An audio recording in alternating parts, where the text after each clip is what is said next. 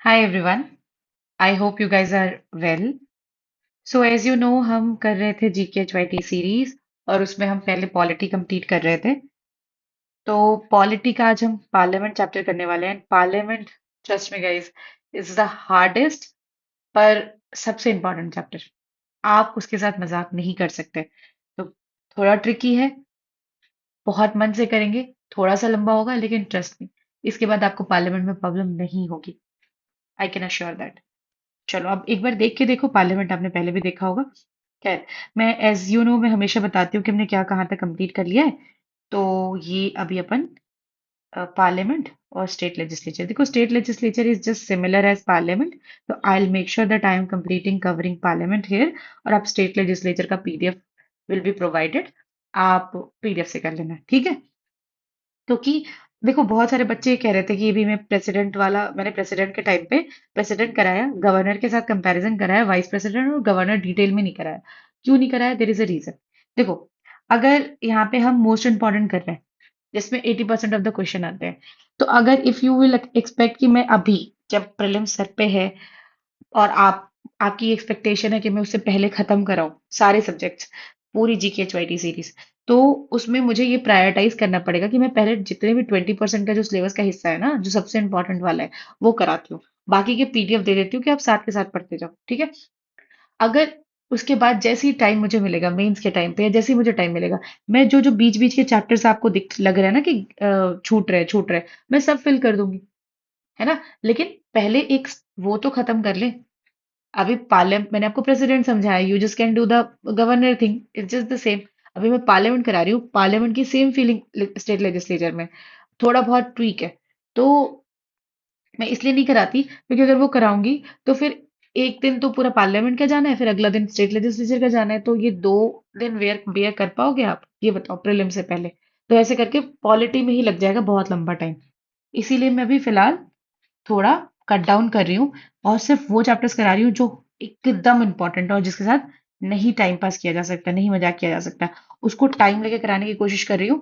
क्योंकि अगर मान लो टाइम लेके नहीं कराओगे, ऊपर ऊपर से जैसे बाकी जगहों पे होता है, ऊपर ऊपर से पार्लियामेंट मैंने बता दिया, फिर आप फील नहीं पकड़ पाएंगे ना, आपका वो मजबूत नहीं होगा, ठीक है। यूपीएससी में कहा जाता है, यूपीएससी के जो भी एस्पिरेंट्स होते हैं, और उसमें ये चीज है कि parliament is a one day chapter, like पूरा दिन जाता है पार्लियामेंट में, ठीक है। मतलब लोग एक दिन लगाते हैं, बहुत बढ़िया से पार्लियामेंट रिवाइज करते हैं।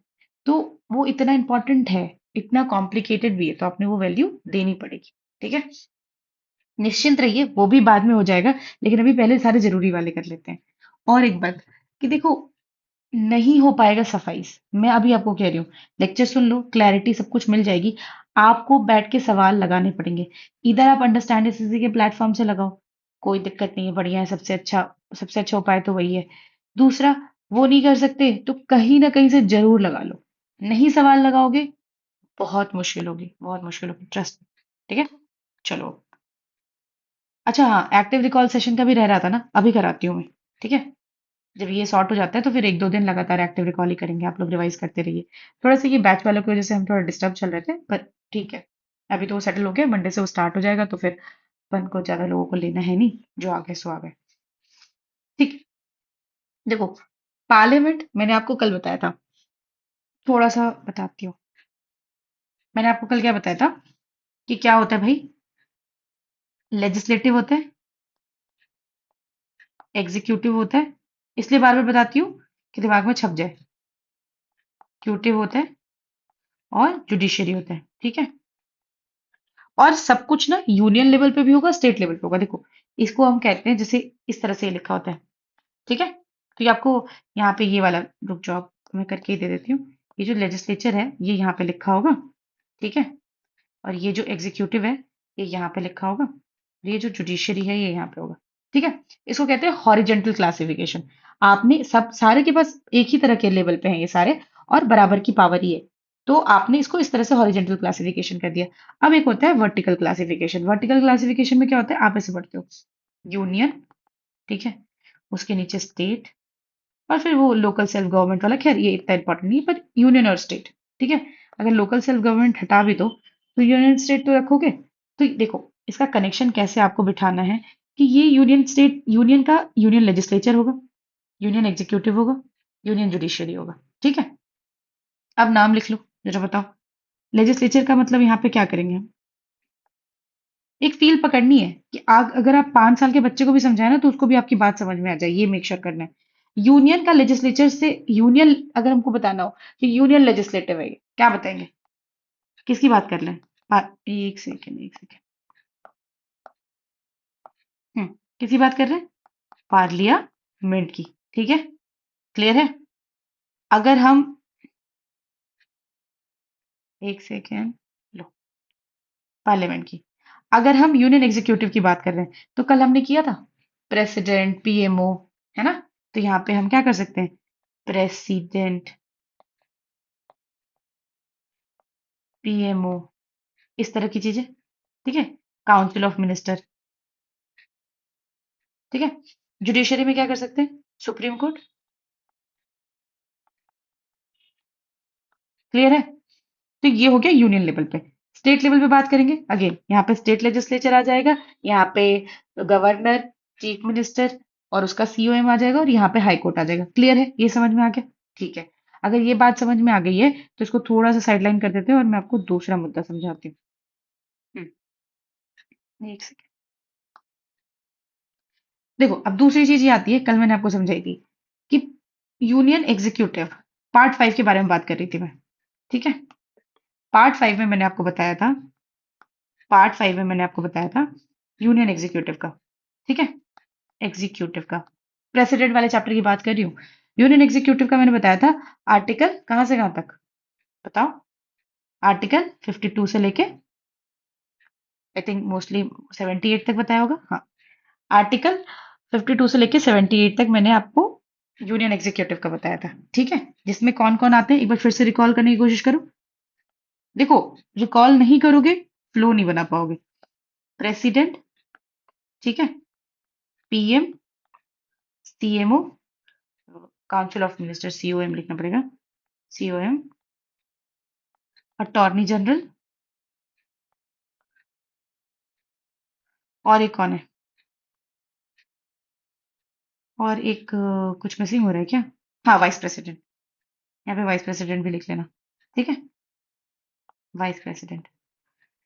अभी हम ये तो आपने इससे रिलेटेड बात कर ली। अभी यूनियन एग्जीक्यूटिव कर लिया ना, अब यूनियन लेजिस्लेटिव करते हैं। ठीक है, यूनियन लेजिस्लेटिव करने के लिए आपको क्या क्या आएगा? पार्लियामेंट। ठीक है, अब यूनियन लेजिस्लेटिव का हिस्सा है पार्लियामेंट। सबसे पहले ना हम इसका आर्टिकल बता देते हैं जिससे कि आपको समझ में आए। ये 52 से 78 पे हुआ। यहाँ पे यूनियन एग्जीक्यूटिव कहाँ से कहाँ तक काम करेगा? 79 से 122 तक, याद रखना। 72 79 से 122 तक। Spare me for the writing. देखो, क्योंकि मैं मतलब वही फील पकड़ो, वो ज्यादा बेटर है। मतलब आई कैन करेक्ट इट, लो ये भी करेक्ट कर देता है, क्या फर्क पड़ता है, मेरे अच्छा लिखने का क्या पॉइंट है? अब जो है सो है। ठीक है, तो इतना तो है कि समझ जाओगे। पार्लियामेंट होता है, पार्लियामेंट के 3 हिस्से होते हैं। फिर मैं अब आगे जाऊंगी, जो मैं यहाँ समझा दे रही हूँ वो मैं फिर आगे आपको थोड़ा सा जल्दी भगाऊंगी। 79 से 122 याद हो गया? बढ़िया। ठीक है, पार्ट 5 याद हो गया? ये भी कोई पूछेगा पार्लियामेंट कौन से पार्ट में आता है? 5 में। 79 से 122, ठीक है, याद हो गया हमको। अब पार्लियामेंट के होते हैं 3 हिस्से, ध्यान से समझना। लोकसभा, ठीक है, राज्यसभा, ठीक है। और आप सोच रहे हो कि यार तीसरा हिस्सा कौन है भाई? लोकसभा और राज्यसभा ही तो सुना था। नहीं, तो तीसरा हिस्सा है प्रेसिडेंट। क्यों कह रही हूँ प्रेसिडेंट?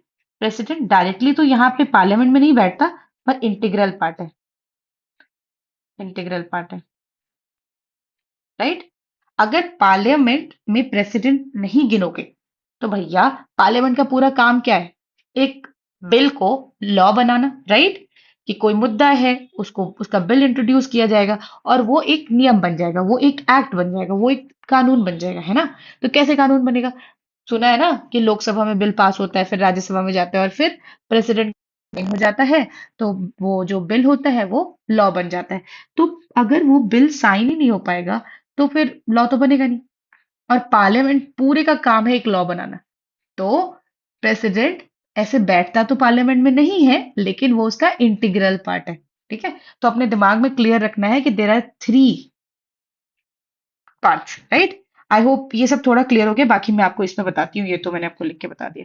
चलो, अभी याद रखना पार्ट 5 और 79 से 122। आगे बढ़ते हैं। अब ये करते हैं, ऑर्गेनाइजेशन ऑफ पार्लियामेंट। आर्टिकल 79 में दिया हुआ है कि भैया ठीक है, हमारे पास आर्टिकल 79 ये कहता है कि हमारे पास एक पार्लियामेंट होगी। पार्लियामेंट के बारे में ये ध्यान दे देना, क्यों होगी भाई? क्योंकि हम क्या करते हैं, वेस्टमिनिस्टर मॉडल फॉलो करते हैं। हमने ये चीज कहाँ से ली है? पार्लियामेंट होने वाली चीज हमने कहाँ से ली है? यूके से ली है। अगर सोर्सेज ऑफ कॉन्स्टिट्यूशन में याद करोगे तो आपने याद की थी पार्लियामेंट्री सिस्टम हमने कहाँ से लिया है? यूके से लिया है, ब्रिटेन से लिया है। ठीक है, याद कर लिया। इसलिए आर्टिकल 79 क्या कहता है कि ऑर्गेनाइजेशन ऑफ पार्लियामेंट होना चाहिए। ठीक है, अब इसमें क्या क्या होना चाहिए? प्रेसिडेंट इंटीग्रल पार्ट होना चाहिए, पर पार्लियामेंट का डायरेक्ट मेंबर नहीं होगा, राइट। लोकसभा राज्यसभा होगा। राज्यसभा को काउंसिल ऑफ स्टेट कहते हैं, इसको हाउस ऑफ पीपल कहते हैं। एक और चीज कहते हैं, इसको कहते हैं, सॉरी सॉरी, इसको कहते हैं अपर हाउस। ठीक है, अपर हाउस, इसको कहते हैं लोअर हाउस। ठीक है, ये बात याद रखना। मतलब तीन नाम है, तीनों याद रख लेना। कोई इतनी बड़ी बात नहीं है, ये सब नॉर्मल बातें हैं। देखो, पार्लियामेंट समझने से पहले ना बहुत दिमाग शांत करके बैठना चाहिए। ठीक है, क्लियर हो गया? अब पार्लियामेंट के तीन हिस्से, प्रेसिडेंट, लोकसभा, राज्यसभा। नाम भी याद कर लेना सबके। कैसे क्वेश्चन पूछते हैं, बताओ? पार्लियामेंट ऑफ इंडिया कौन से आर्टिकल? आर्टिकल 79। ठीक है, चलो अगेन अब हम दूसरे पार्ट में जाते हैं कि देखो, दो प्रेसिडेंट तो नहीं बैठते पार्लियामेंट में, प्रेसिडेंट हम अलग से भी पढ़ चुके हैं, तो उनको थोड़ा साइड कर दीजिए। अब हमारे पास दो चीजें बचती है, लोकसभा और राज्यसभा। अभी हम उसको अच्छे से समझते हैं कि भाई आखिर क्या चीज है, क्या है इसमें। तो सबसे पहले आपने ये याद करना है कि देखो, ये थोड़ा ऊपर लिखना चाहिए था मुझे, पर ठीक है, मैं बात करूंगी जिन्होंने लिखा है। देखो, राज्यसभा आर्टिकल 79 हो गया। अब राज्यसभा आएगा, क्योंकि अपर हाउस है उसको थोड़ी ज्यादा इज्जत देंगे। तो आर्टिकल 80 में पहले राज्यसभा की बात करेंगे, फिर आर्टिकल 81 में लोकसभा की बात करेंगे। क्लियर? ठीक है, चलो। तो पहले बात कर लेते हैं अपन 80 वाले की। राज्यसभा क्या होता है? सबसे पहले क्या होता है? परमानेंट हाउस होता है। ये ध्यान देना, ध्यान देते जाओ, इसमें चीजें अच्छी हो जानी है। एक बारी मैं थोड़ा सा इसको येलोइश कर लेती हूँ, मे भी। ठीक है, हाँ। तो पार्लियामेंट राज्यसभा जो है आर्टिकल 80 में आता है, और वो एक परमानेंट हाउस है। क्लियर है? मतलब कि वो डिसॉल्व नहीं होता है हर 5 साल में। ऐसा कुछ नहीं, वो डिसॉल्व नहीं होगा, राज्यसभा हमेशा रहेगा। पर होता क्या है, वो उसके हर बार, हर 2 साल में 1/3 मेंबर रिटायर होते हैं। ये समझाती हूँ। देखो, लेट्स सपोज हमारे पास 600 लोग हैं, हमारे पास 600 लोग हैं। ठीक है, तो हम क्या करेंगे, मान लो 2025 की बात कर रहे हैं, अभी हम इसके 200 लोगों को रिटायर कर देंगे। ठीक है, और नए 200 लोग ले आएंगे। ठीक है, इनका टेन्योर पूरा होता है 6 साल के अंदर। तो ये जो 2 साल 200 लोग अभी आए हैं, वो उनका तो 6 साल बाद पूरा होगा, है ना? तो वो तो 6 साल में भी बहुत टाइम है। फिर अगले साल क्या होगा? फिर ये 200 लोग जाएंगे, अगले 200 लोग, 1/3 को हटाना है ना। फिर नए 200 लोग आ जाएंगे, फिर इनका अगले 6 साल बाद पूरा होगा। फिर जो बचे हुए 200 थे, इनको रिटायर किया, फिर नए लेके आए, तब तक इनका 6 साल पूरा हो चुका होगा। समझ रहे हो? तो ये चीज समझनी है इसमें। 1/3 मेंबर हर 2 साल में रिटायर होते हैं। ठीक है, अब क्या और माननी है इसमें क्या समझना है कि राज्यसभा में मैक्सिमम स्ट्रेंथ कितनी होती है, मतलब कितने लोग राज्यसभा में आ सकते हैं जो अभी तक के हैं। ठीक है, तो वो है 250।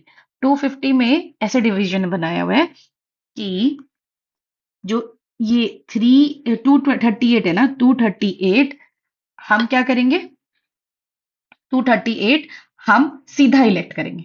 ठीक है, सीधा मतलब इलेक्शन होगी। पर मुझे बताओ कैसी इलेक्शन होगी? क्या ये डायरेक्ट इलेक्शन होगी? बताओ, सोचो। नहीं, डायरेक्ट इलेक्शन नहीं होगा राज्यसभा में। ठीक है, ये कैसे होगा? जैसे प्रेसिडेंट का होता है ना इनडायरेक्ट इलेक्शन, कौन से तरीके से होता है? प्रोपोर्शनल रिप्रेजेंटेशन, कल ही बताया था, और सिंगल ट्रांसफरेबल वोट। देखो, कल प्रोपोर्शनल रिप्रेजेंटेशन बताया था प्रेसिडेंट वाले चैप्टर में। सिंपल तरीका है कि जो जिस प्रपोर्शन में जिसको वोट मिला है, ठीक है, हम उसको उसी के प्रपोर्शन में, अगर हमको किसी का वोट बांटना है तो हम उसी के प्रपोर्शन में बांटेंगे, दैट्स इट। अगर जो उसका सबसे कम आया है वोट, उसको हम हटा देंगे और बाकी सब में उसको सेम प्रपोर्शन में बांट देंगे। किसी दिन ऐसे होगा तो अगर ऐसा मन हो प्रोपोर्शनल रिप्रेजेंटेशन और सिंगल ट्रांसफरेबल वोट समझने का, तो अलग से छोटा सा डाल दूंगी। पर ठीक है, बस ये पता होना चाहिए कि राज्यसभा और प्रेसिडेंट दोनों के इलेक्शन में कौन सा मेथड यूज होता है, प्रोपोर्शनल रिप्रेजेंटेशन और सिंगल ट्रांसफरेबल वोट। ठीक है, बढ़िया। 238 लोग तो इलेक्ट किए जाते हैं, पर indirectly, don't do not forget, do not forget. फिर अब बात करते हैं इसकी। 12 12 नॉमिनेटेड मेंबर्स होते हैं, ठीक है, राज्यसभा में। 238 इलेक्टेड होते हैं, 12 नॉमिनेटेड होते हैं। कौन करता है नॉमिनेट भाई? प्रेसिडेंट करते हैं। और प्रेसिडेंट किस किस बेसिस पे करते हैं, जरा बताना। Art, literature, science, social service. याद रखना है, art, literature, art, art, literature, science and social service, ये चार चीजें हैं, बहुत हार्ड नहीं है, याद रखनी है। सीधा सवाल आता है, ठीक है। अच्छा, इसमें मैं एक दो बात अपने एंड से अगर बताना चाहूँ, तो देखो ऐसा है कि अभी ना, ऐसा नहीं है कि सब पे होते हैं इलेक्शन, मतलब 250 तो मैक्सिमम है। लेकिन अगर इलेक्शन की बात की जाए, तो ये चीज ना अभी 245 पे होती है, ठीक है। और जिसमें कैसे तोड़ा हुआ है कि इधर 233 तोड़ लेंगे और इधर 12 कर लेंगे, ठीक है। और अच्छा, एक और सबसे इंपॉर्टेंट बात मुझे याद आया कि जो राज्यसभा में जो इलेक्शंस हो रहे हैं, कौन से स्टेट से कितने लोग चुन के आएंगे, ये कौन से स्केड्यूल में लिखा है? कौन से स्टेट के पास कितनी राज्यसभा की सीट है, वो कौन से स्केड्यूल में लिखा है, जरा बताओ। देखो, याद हो तो, अलोकेशन ऑफ राज्यसभा सीट, ऐसे करके था। कौन से स्केड्यूल में था? शेड्यूल 4। ठीक है, ऐसा वाला 4 ना लिख के ऐसा वाला 4 लिख लेती हूँ, ठीक है। आई थिंक ये क्लियर है। शेड्यूल 4 में था। याद रखना है कि किस कौन से स्टेट के पास कितने सीट होंगे, वो राज्यसभा का हमने बताया हुआ है, मतलब शेड्यूल 4 में बताया हुआ है कि कौन से स्टेट के पास कौन सी सीट होगी। बस राज्यसभा के बारे में क्या याद रखोगे, आर्टिकल 80 है। इस तरह से अभी 250 तो टोटल है, लेकिन अभी 245 पे ही होता है। 12 नॉमिनेटेड होते हैं, इस फील्ड में नॉमिनेटेड होते हैं, ठीक है। क्लियर रखना, परमानेंट हाउस है। क्यों? क्योंकि ये डिसॉल्व पूरी तरह से कभी नहीं होगा, हर बार 1/3 मेंबर जाएंगे हर 2 साल में और नए आ जाएंगे, ठीक है। चलो, अब आर्टिकल 81 पे आते हैं, लोकसभा। बहुत ही ज्यादा इंपॉर्टेंट, क्योंकि यहाँ पे क्या होता है, डायरेक्ट इलेक्शन होता है। डायरेक्ट इलेक्शन का मतलब हम अपने रिप्रेजेंटेटिव खुद चुनते हैं, हम भेजते हैं, ठीक है। डन। और यहाँ पे कैसे चुना जाता है राज्यसभा में? हम जिनको चुनते हैं वो उनको चुनते हैं। क्लियर है? बढ़िया। अब बात करते हैं लोकसभा की। लोकसभा पहले तो आर्टिकल 81 में आएगा, ये क्लियर हो जाना चाहिए, एकदम रट जाना चाहिए। मैक्सिमम सीट कितनी है भाई? मैक्सिमम सीट है 552, ठीक है। जिसमें से 530 किसको दी हुई है? यहाँ पे ऐसे करते जाओ। 530 किसको दी हुई है? स्टेट को दी हुई है। क्लियर है? 530 हमने स्टेट को दे दी, 20 हमने यूनियन टेरिटरी को दे दी, 2 हमने एंग्लो इंडियंस को दिया था, जो कि अब हमने इसको अबॉलिश कर दिया है। 104th अमेंडमेंट वाले में पढ़ा होगा, 104th कॉन्स्टिट्यूशनल अमेंडमेंट से हमने अबॉलिश कर दिया है कि 2 एंग्लो इंडियंस को हम पहले नॉमिनेट करते थे, अब हम नहीं करते हैं। क्लियर बात है, ठीक है। लेकिन ये बात तो रही मैक्सिमम सीट की, लेकिन अभी हम प्रेजेंटली क्या यूज कर रहे हैं? 543 सीट्स, ठीक है। जैसे ये वाली जो थी ना, इसमें यूज हम 545 ही करते थे। एक सेकेंड, 545 ही करते थे, जिसमें से 2 हमने नॉमिनेटेड जो करते थे एंग्लो इंडियंस को, उसको हटा दिया। तो अब हमारे पास 543 इलेक्टेड मेंबर्स होते हैं, बस। क्लियर? बाकी ऐसा है, देयर आर रीजंस, देखो, मतलब अगर कायदे से जहां तक मेरी जानकारी है, वो ऐसा है कि जिस जो सीट्स यहाँ पे आपको दिख नहीं रहे ना, जो जैसे यहाँ पे 7 सीट्स नहीं दिख रहे, शायद से ये वो सीट्स हैं, जहां तक मेरी नॉलेज है, शायद से ये वो सीट्स हैं जो आपने पीओके, है ना, पाकिस्तान ऑक्यूपाइड कश्मीर, या सीओके, चाइना ऑक्यूपाइड कश्मीर, जो अक्साई चिन वाला एरिया है या पीओके वाला एरिया है, अगर वो भी हमारा हमारे हमारे हिस्से में होता, तो वहां पे भी तो कॉन्स्टिट्यूएंसीज बनती ना, तो उनकी भी तो सीट्स होती।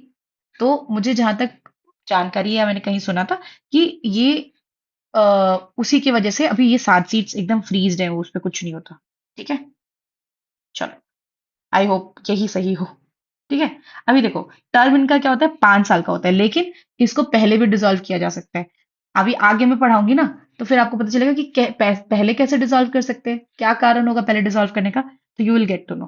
पर 5 साल का इनका टेन्योर होता है कायदे से, लेकिन पहले भी डिसॉल्व किया जा सकता है। डायरेक्टली इलेक्टेड होते हैं, तो डायरेक्टली इलेक्टेड में क्या आ जाएगा, यूनिवर्सल अडल्ट फ्रेंचाइजी। जरा बताना आर्टिकल इलेक्शन का। कराया था, कई बार कराया था, पहले दिन से करा रही हूँ सीरेंट फीचर से। आर्टिकल 326, ठीक है, नहीं भूलना। अच्छा, इसमें तो हम प्रोपोर्शनल रिप्रेजेंटेशन यूज करते हैं राज्यसभा में। इसमें हम क्या यूज करते हैं, देखो, एक देखो, ये सब ना इलेक्शन के सिस्टम्स होते हैं, ज्यादा याद करने की जरूरत नहीं है, पर कभी कभी क्वेश्चन पूछ लेते हैं। एफपीटीपी है ना, पूरे डिटेल में नहीं जाना, पर first past the post system होता है इसमें।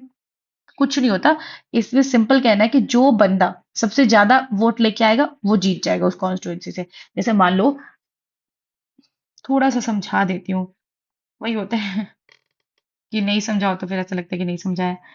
हाँ, देखो, जैसे मान लो चार ABCD खड़े, ठीक है, तो यहाँ पे क्या सिस्टम है कि भाई अगर ये बंदा सबसे ज्यादा वोट लेके आ गया ना, तो ये जीत गया, ठीक है। लेकिन क्या होगा, ये यहाँ का सिस्टम है। लेकिन अगर हम सिंगल ट्रांसफरेबल वोट वाला जो प्रोपोर्शनल रिप्रेजेंटेशन था, इसमें भी ABC बंदा है, ठीक है।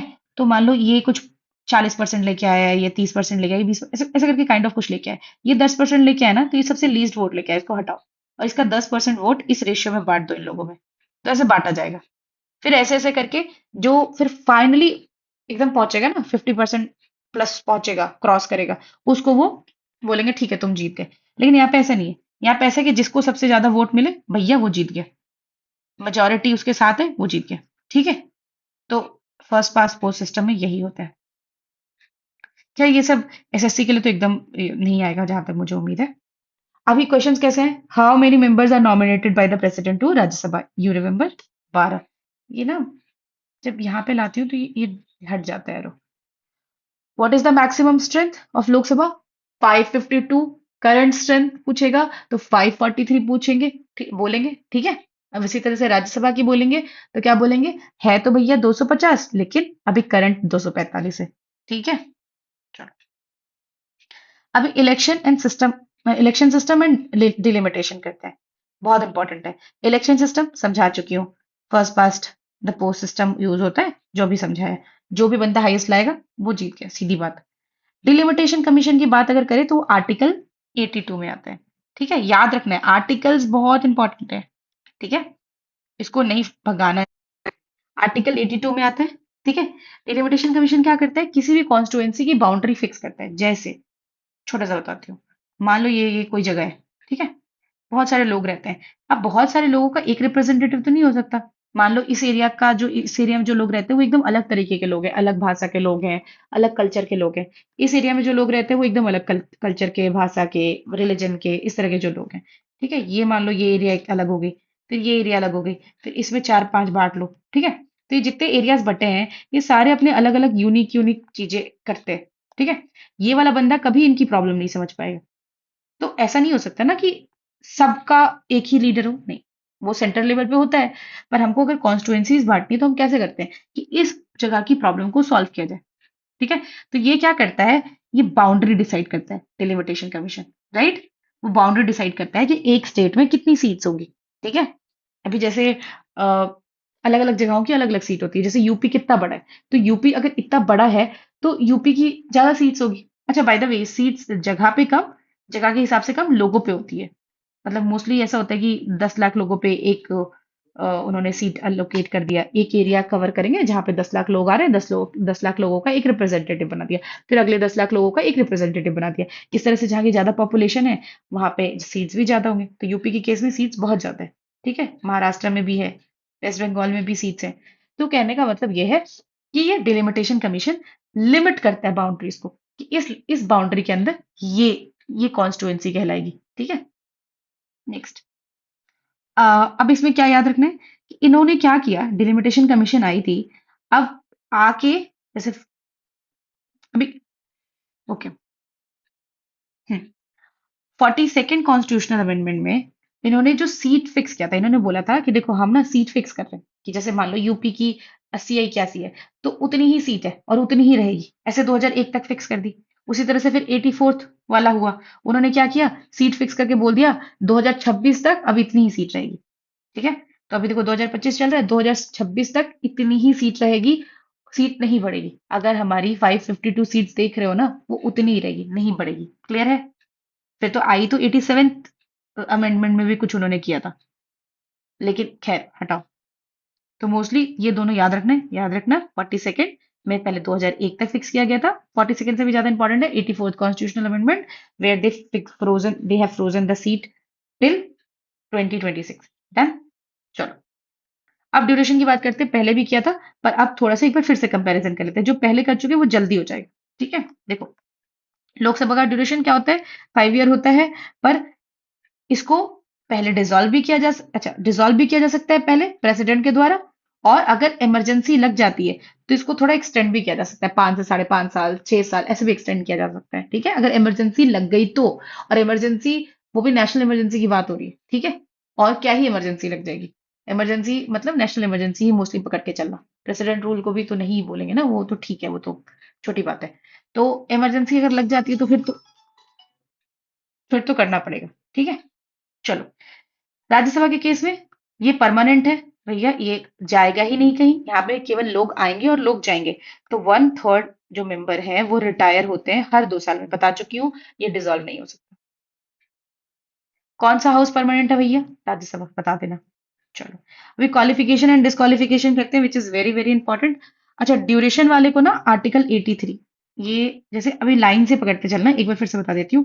79 में पार्लियामेंट है, 80 में राज्यसभा, 81 में लोकसभा, 82 में डिलिमिटेशन कमीशन, फिर 84 में अपना, पहले 83 में कर लेते ना, ये 83 होना चाहिए, आर्टिकल 83।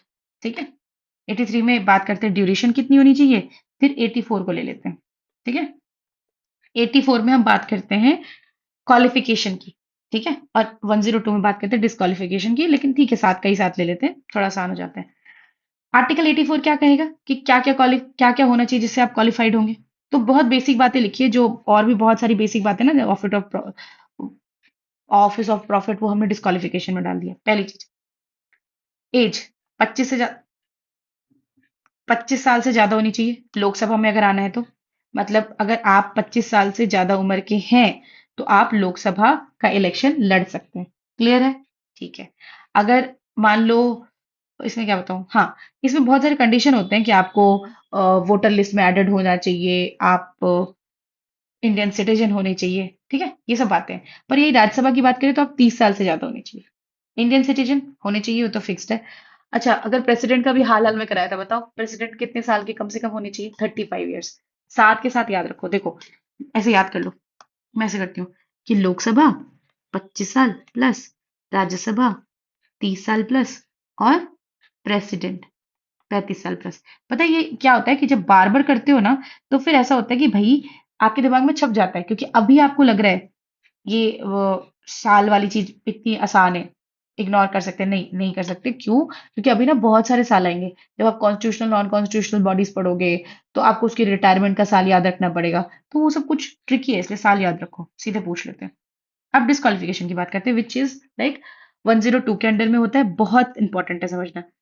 ठीक है, अब देखो 102 क्या कहता है कि भैया कोई भी बंदा डिस्क्वालीफाई हो जाएगा दो बेसिस पे। ध्यान से समझना, दो बेसिस पे। ठीक है, पहला बेसिस क्या है, जो हमने आर्टिकल 102 में लिखा है।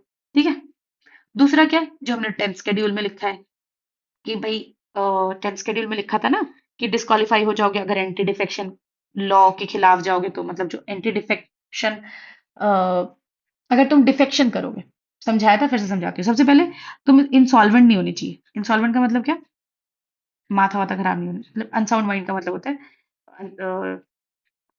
ये माथा नहीं खराब होना चाहिए उनका। ठीक है, इंसॉल्वेंट नहीं होनी चाहिए। ऑफिस ऑफ प्रॉफिट मतलब ऐसा नहीं होना चाहिए कि तुमने यहाँ से भी पैसे ले लिए, तुमने यहाँ से भी पैसे ले लिए। ऑफिस ऑफ प्रॉफिट होल्ड नहीं करना चाहिए। वॉलेंटरली आप फॉरेन सिटीजनशिप, मान लो आपको हमने बना दिया लोकसभा का मेंबर, ठीक है, और आप अमेरिकन सिटीजनशिप ले ले, तो फिर तो फालतू बात है ना, गद्दारी हो गई ना देश के साथ, तो नहीं कर सकते। ठीक है, यहाँ पे अगर कोई बंदा शेड्यूल 10 के हिसाब से एंटी डिफेक्शन लॉ के अंडर आता है। मतलब एंटी डिफेक्शन लॉ में मैंने क्या बताया था कि अगर वो पार्टी बदलता है, जीत के आया है वो पार्टी ए से, लेकिन जीतने के बाद वो पार्टी बी में चला जाता है, तो क्या होगा भैया? उनको डिस्क्वालीफाई कर दिया जाएगा क्योंकि वो गद्दारी कर रहे हैं। राइट? ठीक है, चलो। अब अच्छा, ये कौन डिसाइड करेगा कि इन्होंने गद्दारी की है कि नहीं की है? भैया याद रखना जरूर से, बहुत इंपॉर्टेंट है, स्पीकर। अच्छा, राज्यसभा का भी सेम होता है। What is the minimum age to contest Rajya Sabha election? 30 years. ठीक है। आप जब पीवाई क्यूज करोगे तो आपको पता चल जाएगा कि भाई पूछते हैं वो। Now let's do presiding officers. अच्छा, हमने कहाँ तक का आर्टिकल कर लिया है? हाँ, 84 तक किया ना। अब देखो, जो जैसे जैसे इंपॉर्टेंट होगा वो वैसे वैसे मैं कराती जाऊंगी। जैसे 85 सेशन कोरम वाला मैंने नीचे करवा दिया है। ठीक है। अब करते हैं प्रिसाइडिंग ऑफिसर। मतलब देखो, या तो होता है कि आर्टिकल वाइज करवा ले, या फिर ऐसा होता है कि टॉपिक वाइज करा ले कि अगर प्रिसाइडिंग ऑफिसर बता रहे हैं तो फिर हम लोकसभा राज्यसभा के साथ बता दें, है ना, कि आपको एक कंपैरिजन के तौर पे याद रहे। चलो, लोकसभा का जो स्पीकर होता है, लोकसभा का जो स्पीकर होता है काफी पावरफुल होता है ऐसे। ये याद रखना है कि आर्टिकल 93 में लोकसभा के स्पीकर की बात की गई है। ठीक है। कैसे इलेक्ट किया जाता है बताइए? लोकसभा के जो मेंबर्स होते हैं वही उनको इलेक्ट करते हैं। डन। और क्या करते हैं कि भाई अ, उनको पावर क्या क्या मिली रहती है, वो डिसाइड करते हैं कि कोई भी बिल मनी बिल है कि नहीं। मनी बिल का मतलब यहाँ पे मनी बिल, आर्टिकल 110 में मेंशन है कि कोई भी बिल मनी बिल है कि नहीं। वो एक कैटेगरी है, मैं बताऊंगी आगे। और उसको उनको डिसिप्लिन मेंटेन करना होता है। मान लीजिए दोनों लोग वोटिंग कर रहे हैं, अपोजिशन वोटिंग कर रहे हैं और इधर आपकी जो रूलिंग पार्टी है वोटिंग कर रही है, इन दोनों के बीच में टाई हो गया। ठीक है। तो ये क्या करेंगे? कास्टिंग वोट करेंगे, टाई ब्रेक करने के लिए। या तो इसको वोट करेंगे या तो इसको वोट करेंगे। ठीक है। कोई तो किसी ना किसी को तो जिताना पड़ेगा ना, दोनों 50-50% पे, कि सबको 50% प्लस वन चाहिए। तो वो वन वाला अगर नहीं हो पाता है तो ही जाके ये वोट करेंगे स्पीकर, अदरवाइज नहीं करेंगे। ठीक है, डन। अगेन डिप्टी स्पीकर भी लोकसभा के मेंबर्स ही चुनते हैं, पर ये कब काम आते हैं, ये कब दिखते हैं आपको? जब जो स्पीकर हैं वो नहीं रहे प्रेजेंट। अच्छा, इसमें एक दो बात और है, मैं बता देती हूँ। हम्म इसका एक और पॉइंट है, फोर्थ पॉइंट करके लिख लेना। ये क्या करते हैं, जॉइंट सिटिंग को भी जॉइंट सिटिंग होती है ना, अभी बताऊंगी आगे जॉइंट सेटिंग क्या होती है। जॉइंट सेटिंग में मतलब ये होता है कि लोकसभा और राज्यसभा दोनों एक साथ मिलकर मीटिंग कर रहे हैं, क्योंकि उनका कोई मुद्दा अटक गया है, अलग अलग से वो बिल पास नहीं हो पा रहा है, तो दोनों मिलकर एक साथ आएंगे और वो बिल पास कराने की बात करेंगे। ठीक है। Which is under article 108। Right? तो जॉइंट सिटिंग को भी प्रिसाइड कौन करता है? भैया ये अपने स्पीकर करते हैं, लोकसभा के स्पीकर। ये याद रख लेना। डन। हाँ, इसके बारे में मैं एक और बात बताती हूँ, अगर आपको याद रह जाए तो बढ़िया है, क्योंकि इंपॉर्टेंट है। और लिखा नहीं है क्योंकि लिखने से फिर बहुत ज्यादा हो जाता है। देखो, एक खास बात होती है, जैसे मैंने अभी आपको बताया ना, कि लोकसभा में जो स्पीकर होता है, देखा जाता है कि वो रूलिंग पार्टी की तरफ से ही होता है। ठीक है। लेकिन कन्वेंशन है, ऐसा नहीं है कि कोई रूल बुक में लिखा है, पर कन्वेंशन ये है कि भाई जो जीत के आई है वो अपना ही स्पीकर बिठाएगी ना। लेकिन लेकिन स्पीकर को कहा जाता है कि तुम न्यूट्रल रहोगे। तो जब स्पीकर, जैसे मान लो पार्टी ए और पार्टी बी है, पार्टी ए जीत गई, ठीक है, और पार्टी बी अपोजिशन में आ गई। अब पार्टी ए का जो कोई एक लीडर, उन्होंने क्या किया, अपने किसी लीडर को बोला कि जाइए आप स्पीकर बन जाइए। वो जाके स्पीकर बन जाएंगे, है ना। तो अरे यही होगा ना, जो जीत के आए उसी की चलेगी। वो स्पीकर बन गए, पर कायदे से उनको क्या करना चाहिए कि ये अपनी पार्टी छोड़नी पड़ेगी। ठीक है। जैसे मान लो, जब वो स्पीकर बन गए तो स्पीकर तो एक न्यूट्रल पोजीशन है, कि वो ए के लिए भी नॉर्मल रहेंगे, बी के लिए भी नॉर्मल रहेंगे, तो उनको कायदे से ऑफिशियली पार्टी छोड़नी पड़ती है। वो केवल स्पीकर के रोल पे रहते हैं। ठीक है। ये समझ में आ गया? यूजुअली रूलिंग पार्टी का स्पीकर होता है। दूसरा क्या, कि मान लीजिए लोकसभा डिसॉल्व हो गया। ठीक है। लोकसभा का 5 साल पूरा हो गया, लोकसभा डिसॉल्व हो गया, तो क्या स्पीकर भी गए? नहीं नहीं नहीं, स्पीकर नहीं जाते। सब लोग, सारे मेंबर्स चले जाते हैं, सारे मेंबर का फिर से इलेक्शन होता है। स्पीकर क्या करता है? तब तक अपने ऑफिस में बना रहता है जब तक कि फिर से इलेक्शन ना हो जाए, फिर से एक नया स्पीकर ना चुना जाए। ठीक है।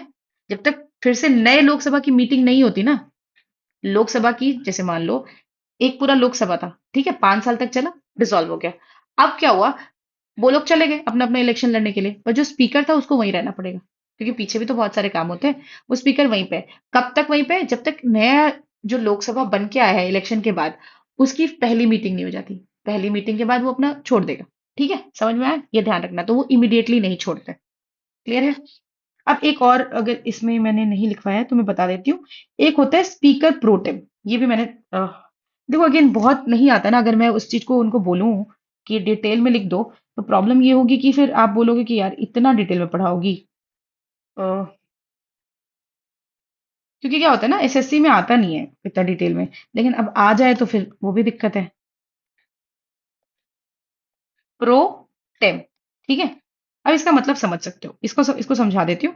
ये क्या होता है कि जब शुरुआत में नया नया लोकसभा चुन के आए, ठीक है, अब पहली सिटिंग हुई लोकसभा की, तो वो पुराना जैसे ही वो आ गया वैसे ही पुराना वाला स्पीकर तो चला गया। पर अब कौन करेगा प्रिसाइड? अब किसी ना किसी को तो प्रिसाइड करना पड़ेगा ना। तो प्रिसाइड कौन करेगा? तो उस वक्त क्या करते हैं प्रेसिडेंट, एक स्पीकर प्रोटेम अपॉइंट करते हैं, ठीक है। वो कहते हैं कि भैया, और कायदे से किसको करते हैं, जो पूरे जो जितने भी सारे मेंबर्स होते हैं ना, उसके जो सबसे सीनियर मोस्ट मेंबर होते हैं, ठीक है, मतलब बहुत बुजुर्ग हो, सबसे सीनियर मोस्ट मेंबर होते हैं, उसको प्रेसिडेंट अपॉइंट कर देते हैं कि देखिए भैया, अभी आप पहली मीटिंग के लिए स्पीकर प्रोटेम बनिए। ठीक है, वो स्पीकर प्रोटेम बनते हैं। वो क्या करते हैं, पहले दिन जब मीटिंग होती है, सब लोगों को ओथ वोथ दिलाते हैं, नए नए लोगों को, ठीक है। और स्पीकर का इलेक्शन करवाते हैं, क्योंकि वो तो लोकसभा के अंदर ही होना है। स्पीकर का इलेक्शन करवाते हैं, और जैसे ही एक नया स्पीकर चुन के आ जाता है, स्पीकर प्रोटेम का काम खत्म। क्लियर है? I hope it's clear. नहीं है तो बैक करके सुन लेना। पर अगर मैं सब कुछ लिखवाने लग जाऊंगी तो दिक्कत हो जाएगी। ठीक है, चलो, अब लेट्स टॉक अबाउट सभा का चेयरमैन। मैं पढ़ाऊंगी डिटेल में, क्योंकि क्या होगा ना कि अगर नहीं पढ़ाया मैंने और आपको क्लैरिटी नहीं मिली तो फिर ये, अगर 1 घंटे भी देख रहे हो तो वेस्ट हो जाना है, कोई फायदा नहीं। मैं चाह रही हूँ जो भी बंदा देख रहा है, फिर उसको ऐसा हो कि हाँ मुझे समझ आ गया है। ठीक है, चलो। आ, यस, राज्यसभा का जो चेयरमैन है, उसको हम आर्टिकल 89 में याद रखेंगे कि आर्टिकल 89 में राज्यसभा के चेयरमैन की बात की गई है। ठीक है, कि कौन होते हैं राज्यसभा के चेयरमैन? अपने वाइस प्रेसिडेंट ऑफ इंडिया ही तो होते हैं। वाइस प्रेसिडेंट ऑफ इंडिया ही तो राज्यसभा के चेयरमैन होते हैं। ठीक है, अब यहाँ पे थोड़ा सा गड़बड़ है, मैं यहाँ पे करेक्ट करूंगी। ठीक है, यहाँ पे ना ये गलत है, does not have a casting vote. मैं करेक्ट करवा दूंगी। ठीक है, जैसा लोकसभा के पास होता है कास्टिंग वोट, टाई ब्रेकर जो वोट होती है, सेम इनके पास भी है। ठीक है, कोई उसमें कोई फर्क नहीं है, राइट। पर ये पहली, सबसे पहले नहीं दे सकते, 50-50 हो गया, टाई हो गया। अब पता है कि कोई इधर उधर नहीं आ रहा है, तो सबसे आखिरी में ये वोट पड़ेगा। ठीक है, ये क्या करेंगे, इनके पास क्या चीज है कि ये लोकसभा के जैसे स्पीकर है ना, उसी तरह से राज्यसभा की ये प्रिसाइडिंग ऑफिसर है, यही प्रिसाइड करेंगे। लेकिन क्या ये मनी बिल को प्रिसाइड कर सकते हैं? ये डिसाइड कर सकते हैं कि कौन सा बिल मनी बिल है या नहीं है? नहीं कर सकते। मनी बिल है कोई बिल या नहीं है, वो केवल और केवल कौन डिसाइड कर सकता है? Speaker of Lok Sabha. ठीक है, अच्छा, क्या ये जॉइंट सिटिंग जब हो रही है, ये वाली जॉइंट सिटिंग जो मैंने 4th नंबर पे लिखी है, जब ये हो रही है, उसमें तो लोकसभा और राज्यसभा दोनों है, तो क्या राज्यसभा का स्पीकर जॉइंट सिटिंग को प्रिसाइड कर सकता है? तो आप बोलेंगे नहीं, वो राइट केवल और केवल लोकसभा के पास है, राइट। अच्छा, अगर इनको रिमूव करना हो तो फिर वही, फिर आपको इफेक्टिव मेजोरिटी चाहिए, प्रेजेंट एंड वोटिंग, और वो सब झंझट है। तो उसका नहीं सोचते, वो रिमूव कम ही होते हैं। अगर इनके पीछे भी डिप्टी चेयरमैन होते हैं जो राज्यसभा के ही लोग चुनते हैं, अगर किसी टाइम पे चेयरमैन अवेलेबल ना रहे तो डिप्टी चेयरमैन उनके पीछे काम करते हैं। ठीक है, और अगर वो भी एब्सेंट रहेंगे तो सीनियर मोस्ट मेंबर काम करेंगे। अच्छा, who decides whether a bill is money bill? भैया speaker. Who presides over joint sitting? भैया स्पीकर। ठीक है, याद रहेगा। चलो, अब थोड़ा लीडर्स की बात कर लेते हैं। देखिए, दो चीजें हैं। पहला तो आपने ये समझना है कि एक होगा बंदा लीडर ऑफ हाउस। ठीक है, लीडर ऑफ हाउस में हम ये पता करेंगे कि, और एक लीडर ऑफ हाउस होगा, एक लीडर ऑफ अपोजिशन होगा। ठीक है, लीडर ऑफ हाउस के केस में prime minister will be there. Prime minister will be leader in Lok Sabha. ठीक है, क्यों होंगे? क्योंकि भाई प्राइम मिनिस्टर पूरे गवर्नमेंट को हेड कर रहे हैं, वही होंगे लीडर। सेकेंडरी, अगर राज्यसभा में उनको किसी को लीडर बनाना है तो या तो प्राइम मिनिस्टर खुद भी हो सकते हैं, या फिर क्या करेंगे, वहां पे किसी मिनिस्टर को नॉमिनेट कर देंगे, भैया ये हमारी तरफ से लीडर है। ठीक है, अब लोग लीडर ऑफ अपोजिशन की बात करते हैं। लीडर ऑफ अपोजिशन का ना थोड़ा सा मजेदार है, ये समझना है आपको। देखो, लीडर ऑफ अपोजिशन सबसे पहले तो लार्जेस्ट अपोजिशन पार्टी का होना चाहिए। जैसे मान लो A B C D E बहुत सारी पार्टीज है, लेकिन हम किसको पिक करेंगे, किसको बनाएंगे, किसको मानेंगे अपोजिशन है, वो हमारा जो सबसे लार्जेस्ट पार्टी होगी। मान लो सी सबसे लार्जेस्ट पार्टी है, तो हमने बोला कि सी हमारा अपोजिशन है। ठीक है, क्लियर।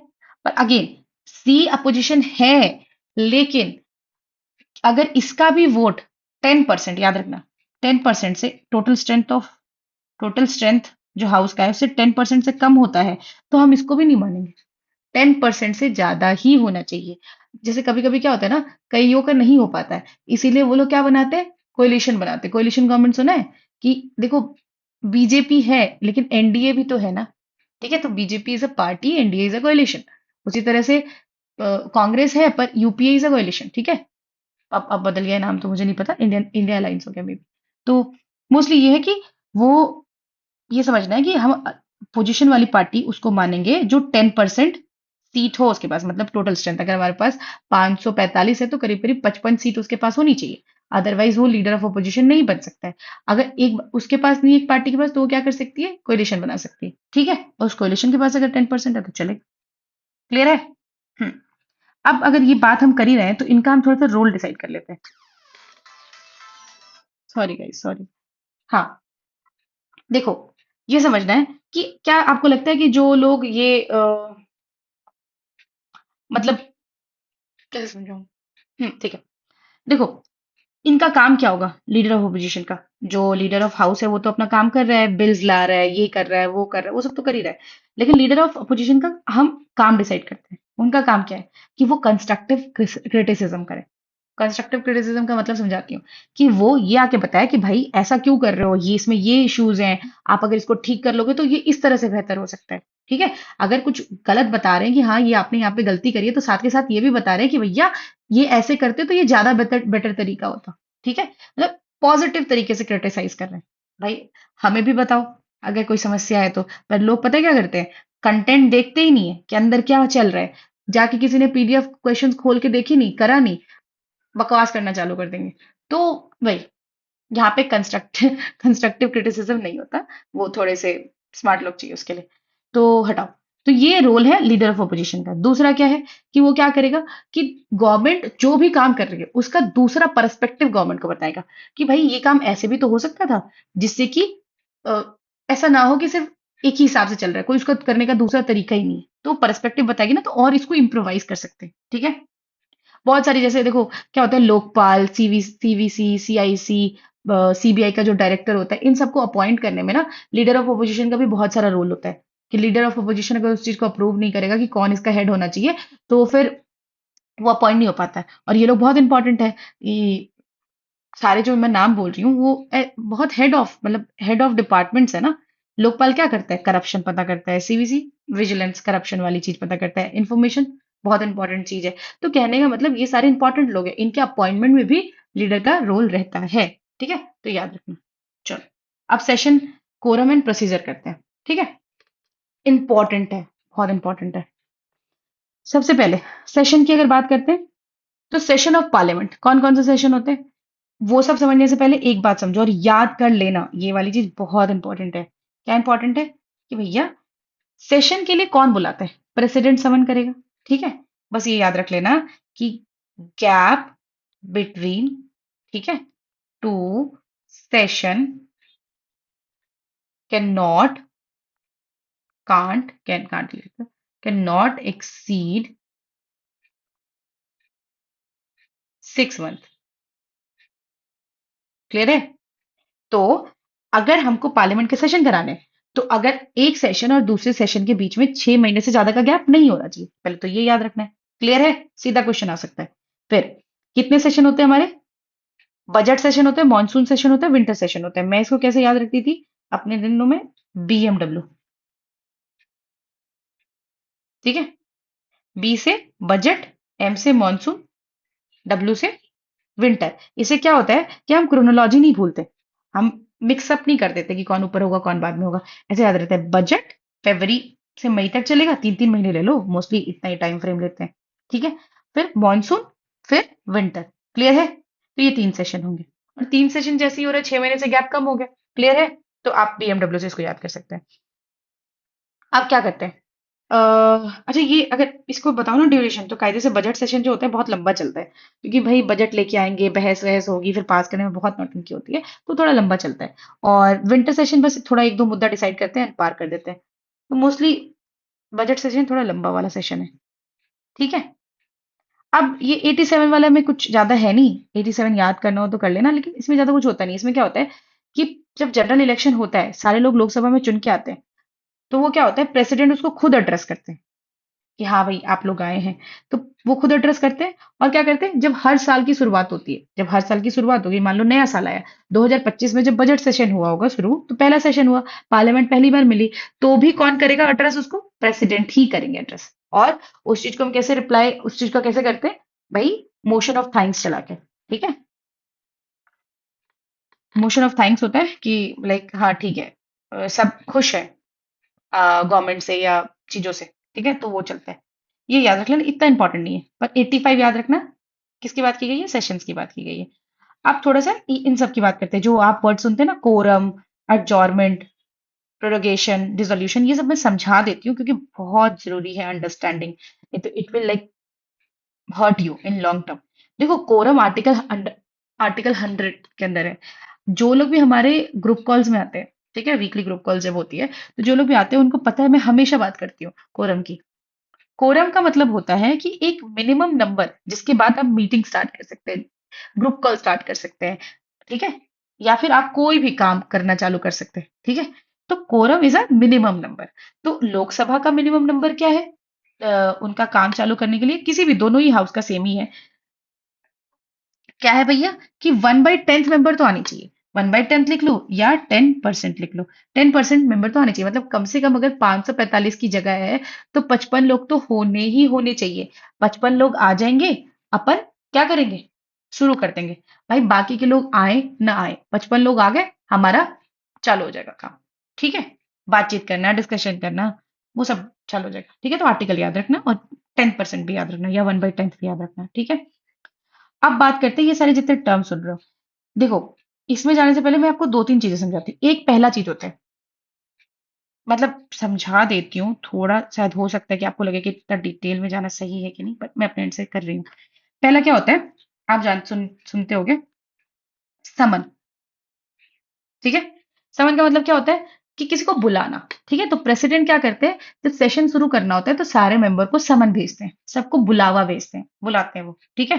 दूसरा क्या होता है, याद रखना, अडजॉर्मेंट, जो यहाँ पे लिखा है ना, अडजॉर्मेंट। ठीक है। अडजॉर्मेंट का मतलब क्या होता है कि हमने क्या किया, अडजॉर कर दिया। मतलब कि हमने एक मीटिंग, एक वर्क चल रहा था, एक मीटिंग चल रही थी, हमने उसको कुछ घंटों के लिए, कुछ दिन के लिए, कुछ वीक के लिए क्या कर दिया, उसको स्थगित कर दिया, सस्पेंड कर दिया। ठीक है। तो दूसरा क्या आपने याद रखना है, अडजॉर्मेंट। देखो, अगर आज ये सब काम नहीं आ रहा है, कल जाके कोई स्टेट पीसीएस का एग्जाम दोगे, या फिर यूपीएससी में कभी बैठने की कोशिश करोगे, तो बेसिक आपका इतना स्ट्रांग होगा ना कि आपको कोई दिक्कत ही नहीं होगी। ठीक है। तो यू कैन मेक श्योर कि ये सब प्रॉब्लम्स खत्म हो। एडजॉर्नमेंट। ठीक है। इसमें क्या होता है कि सस्पेंड कर देते हैं हम, सस्पेंड कर देते हैं। ठीक है। और कौन करता है ये? वो लाइक ऐसे एक डे के लिए करेंगे, या मान लो आवर्स के लिए भी कर सकते हैं, या फिर वीक के लिए भी कर सकते हैं, कोई दिक्कत नहीं है। मतलब किसी एक स्पेसिफिक, कि भाई 2 दिनों के लिए स्थगित है, अब इस दिन हम आएंगे। ठीक है। 2 दिनों के लिए स्थगित है, सीधी बात। तो वो बता के करेंगे कि ये 2 दिनों के लिए, फिर तीसरे दिन से हम लोग आने लग जाएंगे। दूसरा होता है, इसी में होता है, एडजॉर्मेंट, एडजॉर्मेंट। ठीक है। थोड़ा सा ज्यादा लग रहा होगा, साइन डाई। ठीक है। Adjournment sine die. Adjournment sine die का मतलब ये होता है कि हमने क्या किया, हमने सेशन को टर्मिनेट कर दिया। ठीक है। हमने कहा कि भैया अब कब मिलेंगे दोबारा पता नहीं, अब अपने अपने घर जाइए। ठीक है। तो हमने इसको इनडेफिनिट पीरियड के लिए कर दिया, टर्मिनेट कर दिया। ठीक है। अभी नहीं पता हमको कि ये कब फिर से मीटिंग होगी। पहले हमको एडजॉर्नमेंट में पता था कि ये मीटिंग 2 दिन बाद होने वाली है। ठीक है। अभी के लिए थोड़ा स्थगित किया गया, पोस्टपोन किया गया, काइंड ऑफ सस्पेंड किया गया है। फिर से ये चालू हो जाएगा। ये दोनों काम कौन करेगा? स्पीकर करेगा। पहला काम कौन करेगा? जैसे यहाँ पे मैं बता दूं तो यहाँ पे प्रेसिडेंट करेंगे, सबको समन कौन भेजेगा? प्रेसिडेंट भेजेंगे। ठीक है, यहाँ पे कौन करेगा? स्पीकर करेगा, या प्रिसाइडिंग ऑफिसर लिखो, नहीं तो क्योंकि एक में स्पीकर कहते हैं लोकसभा में, उसमें चेयरमैन कहते हैं, तो अपन प्रिसाइडिंग ऑफिसर लिख लेते हैं, प्रिसाइडिंग ऑफिसर। क्लियर है? यहाँ पे भी प्रिसाइडिंग ऑफिसर लिख लेना। चलो, अभी और क्या टर्म आप सुनते हो यहाँ पे? और क्या टर्म था भाई? एक सेकेंड। हाँ, प्रोरोगेशन। प्रोरोगेशन का मतलब ये होता है कि हमने क्या किया, जो एक पूरा सेशन चल रहा है, ठीक है, सिटिंग की बात नहीं हो रही है। जैसे सेशन अभी हमने बताया ना, 3 सेशन होते हैं, budget session, monsoon session, winter session. हम प्रोरोगेशन में क्या करते हैं, उस पूरे सेशन को ही कैंसिल कर देते हैं। प्रोरोगेशन में क्या करते हैं, हम कहते हैं कि भैया ये सेशन ही टर्मिनेट करा जा रहा है, टर्मिनेट अ सेशन। क्लियर है? हमने पूरे सेशन को ही टर्मिनेट कर दिया। अच्छा, कौन करेगा इसको जरा बताना। अगर समन कर रहे हैं सेशन के लिए प्रेसिडेंट, तो इसको कौन करेगा? प्रेसिडेंट ही करेंगे। पूरा सेशन बंद करना प्रेसिडेंट ही करेंगे। क्लियर है? पर ये जो बीच की चीज है, जैसे समझ लो, बजट सेशन है, बजट सेशन मान लो 30 दिन चलने वाला है, तो आज जो मीटिंग हुई, तो स्पीकर ने क्या कहा कि भैया अब ये मीटिंग 3 दिन बाद होगी, तो ये तो स्थगित कर दिया ना उन्होंने। ठीक है, ये सब स्पीकर कर रहा है, ये सब स्पीकर की मर्जी। लेकिन अगर तुम कोई सेशन को पूरी तरह से शुरू कर रहे हो, प्रेसिडेंट करेगा। समन कर रहे हो, प्रोरोगेशन कर रहे हो, बंद कर रहे हो, तो वो भी प्रेसिडेंट करेंगे। क्लियर है? क्लियर है ना? इस केस में जो बिल्स होते हैं ना, बिल्स जो चल रहे होते हैं, वो लैप्स नहीं होते, वो फिर जब सेशन फिर से स्टार्ट होता है तो वो फिर से चलते हैं। ठीक है, अब आखिर में एक वर्ड आपने याद रखना है, डिसोल्यूशन। देखो, ये हार्ड चैप्टर है, नो डाउट। मन करेगा कि यार क्यों इतना डिटेल में पढ़ रहे हैं, लेकिन ट्रस्ट मी, ये चैप्टर जिसका स्ट्रांग है, फिर उसका पॉलिटी में गलत होने के चांसेस, पार्लियामेंट अक्सर गलत होते हैं लोगों का।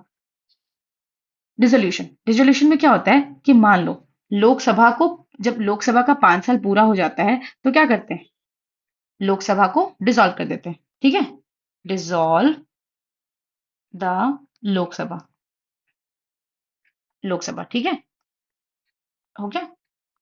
अब ये कौन करेगा? ऑफ कोर्स लोकसभा की बात है भाई, तो ये करेंगे तो प्रेसिडेंट ही ना, ये ध्यान दे देना। ठीक है, चलो, अब ये ऐसे ही कर लेती हूँ। चलो, ये सारे टर्म्स आपको आई होप याद हो गए होंगे। बस एक बार फिर से कर लेना। समन का मतलब बुलाना होता है, प्रेसिडेंट बुलाएंगे, सेशन के लिए बुलाएंगे, सेशन याद रखना, इसे सेशन याद रखना। ठीक है, प्रोरोगेशन में क्या होगा, उसी सेशन को टर्मिनेट करेंगे, प्रेसिडेंट ही करेंगे। एडजॉर्नमेंट और एडजॉर्नमेंट साइन नहीं होता है। एडजॉर्नमेंट का मतलब होता है किसी चीज को एक फिक्स टाइम बता के कि कब हम मिलने वाले हैं, ये बता के कि भाई 2 घंटे बाद, 5 घंटे बाद, एक वीक बाद, वो बता के किसी चीज को सस्पेंड करना इज एडजॉर्नमेंट। किसी चीज को बिना टाइम पीरियड बताए अगर कर देंगे टर्मिनेट, तो that is adjournment sine die. I I hope आपको याद हो गया होगा।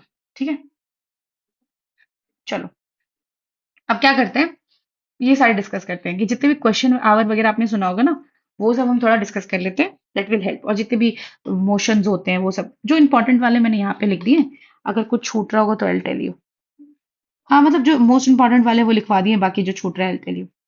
हम्म, देखो, पहला क्या होता है, पहला क्या होता है, क्वेश्चन आवर। क्वेश्चन आवर क्या होता है, जैसे मान लो मीटिंग स्टार्ट हुई, ठीक है, सब लोग आ गए, 10 बजे से या 11 बजे से मीटिंग स्टार्ट हुई, या 10 बजे से मीटिंग स्टार्ट हुई, तो या 11 बजे से होती है, कायदे से 11 बजे स्टार्ट हुई, 11 से 12 बजे तक उन्होंने क्या किया कि भैया क्वेश्चन आवर कर लिया कि ठीक है, पूछो, सवाल पूछो। ठीक है, तो एमपी जितने भी मेंबर ऑफ पार्लियामेंट है, वो मिनिस्टर से सवाल पूछते हैं। अच्छा, अब सवाल दो तरह के होते हैं, ये बताया जा सकता है। एक होता है स्टार, ठीक है, स्टार्ट क्वेश्चन। एक होता है अनस्टार्ट। ठीक है, ये क्लियर हो गया। अब स्टार्ट क्वेश्चन में दो तरह के होते हैं कि भाई, दो तरह के तो नहीं होते, उसमें ऐसा होता है कि स्टार्ट का मतलब ये है कि तुम ओरल आंसर मांग सकते हो। ठीक है, जैसे कि समझाती हूँ, आपने सवाल पूछा, मिनिस्टर को बोल के जवाब देना पड़ेगा। क्लियर? पहली चीज, एक एमपी है, उसने एक मिनिस्टर से सवाल पूछा, वो बोल के जवाब देगा। अब जो सवाल पूछ रहा है ना, वो फिर से उसी के ऊपर एक सप्लीमेंट्री क्वेश्चन भी पूछ सकते हैं, फिर वो सप्लीमेंट्री क्वेश्चन का भी जवाब देगा। ठीक है, मतलब सामने सामने बात हो जाएगी, कहने का मतलब स्टार्ट वाले में। फिर क्या होता है, अनस्टार्ट वाला क्या होता है कि उसमें ना आप सवाल लिख के दे देते हो, और वो उसका रिटर्न जवाब दे देता है, देखो हमने ये यहाँ पे खर्चा किया, आपको कोई बात है तो देखिए ये सब कागज अटैच कर दिए हैं, आप समझ लीजिएगा। समझ गए? तो ये अनस्टार्ट में ये होता है। ठीक है, पहले आवर में ये लोग यही करते हैं। अब 0 आवर 11 से 12 तो खत्म हो चुका है। अब 12 में 000 दिखेगा, है ना? तो 0 आवर में वो क्या करते हैं, सबसे पहले जितने भी इंपॉर्टेंट मुद्दे होते हैं ना, अर्जेंट पब्लिक इंपॉर्टेंस के, ठीक है, मतलब जो सबसे इंपॉर्टेंट यहाँ पे थोड़ा सा मुझे ऐसा क्यों लग रहा है कि गड़बड़ है। ठीक है, मैं ये टेबल करेक्ट करवा देती हूँ, कोई लोड नहीं है, मैं टेबल करेक्ट करा के अपलोड कराऊंगी। ठीक है, देखो, 0 आवर में क्या होता है, अर्जेंट, जो इन पब्लिक इंपॉर्टेंट टॉपिक होते हैं ना, कि पब्लिक इंपॉर्टेंस के लिए जरूरी है, उसको हम यहाँ पे डिस्कस करते हैं। ठीक है, देखो होता है थोड़ा बहुत ये प्रॉब्लम होती है, अर्जेंट पब्लिक इंपॉर्टेंस। ठीक है, ये याद रखना। ये हो गया।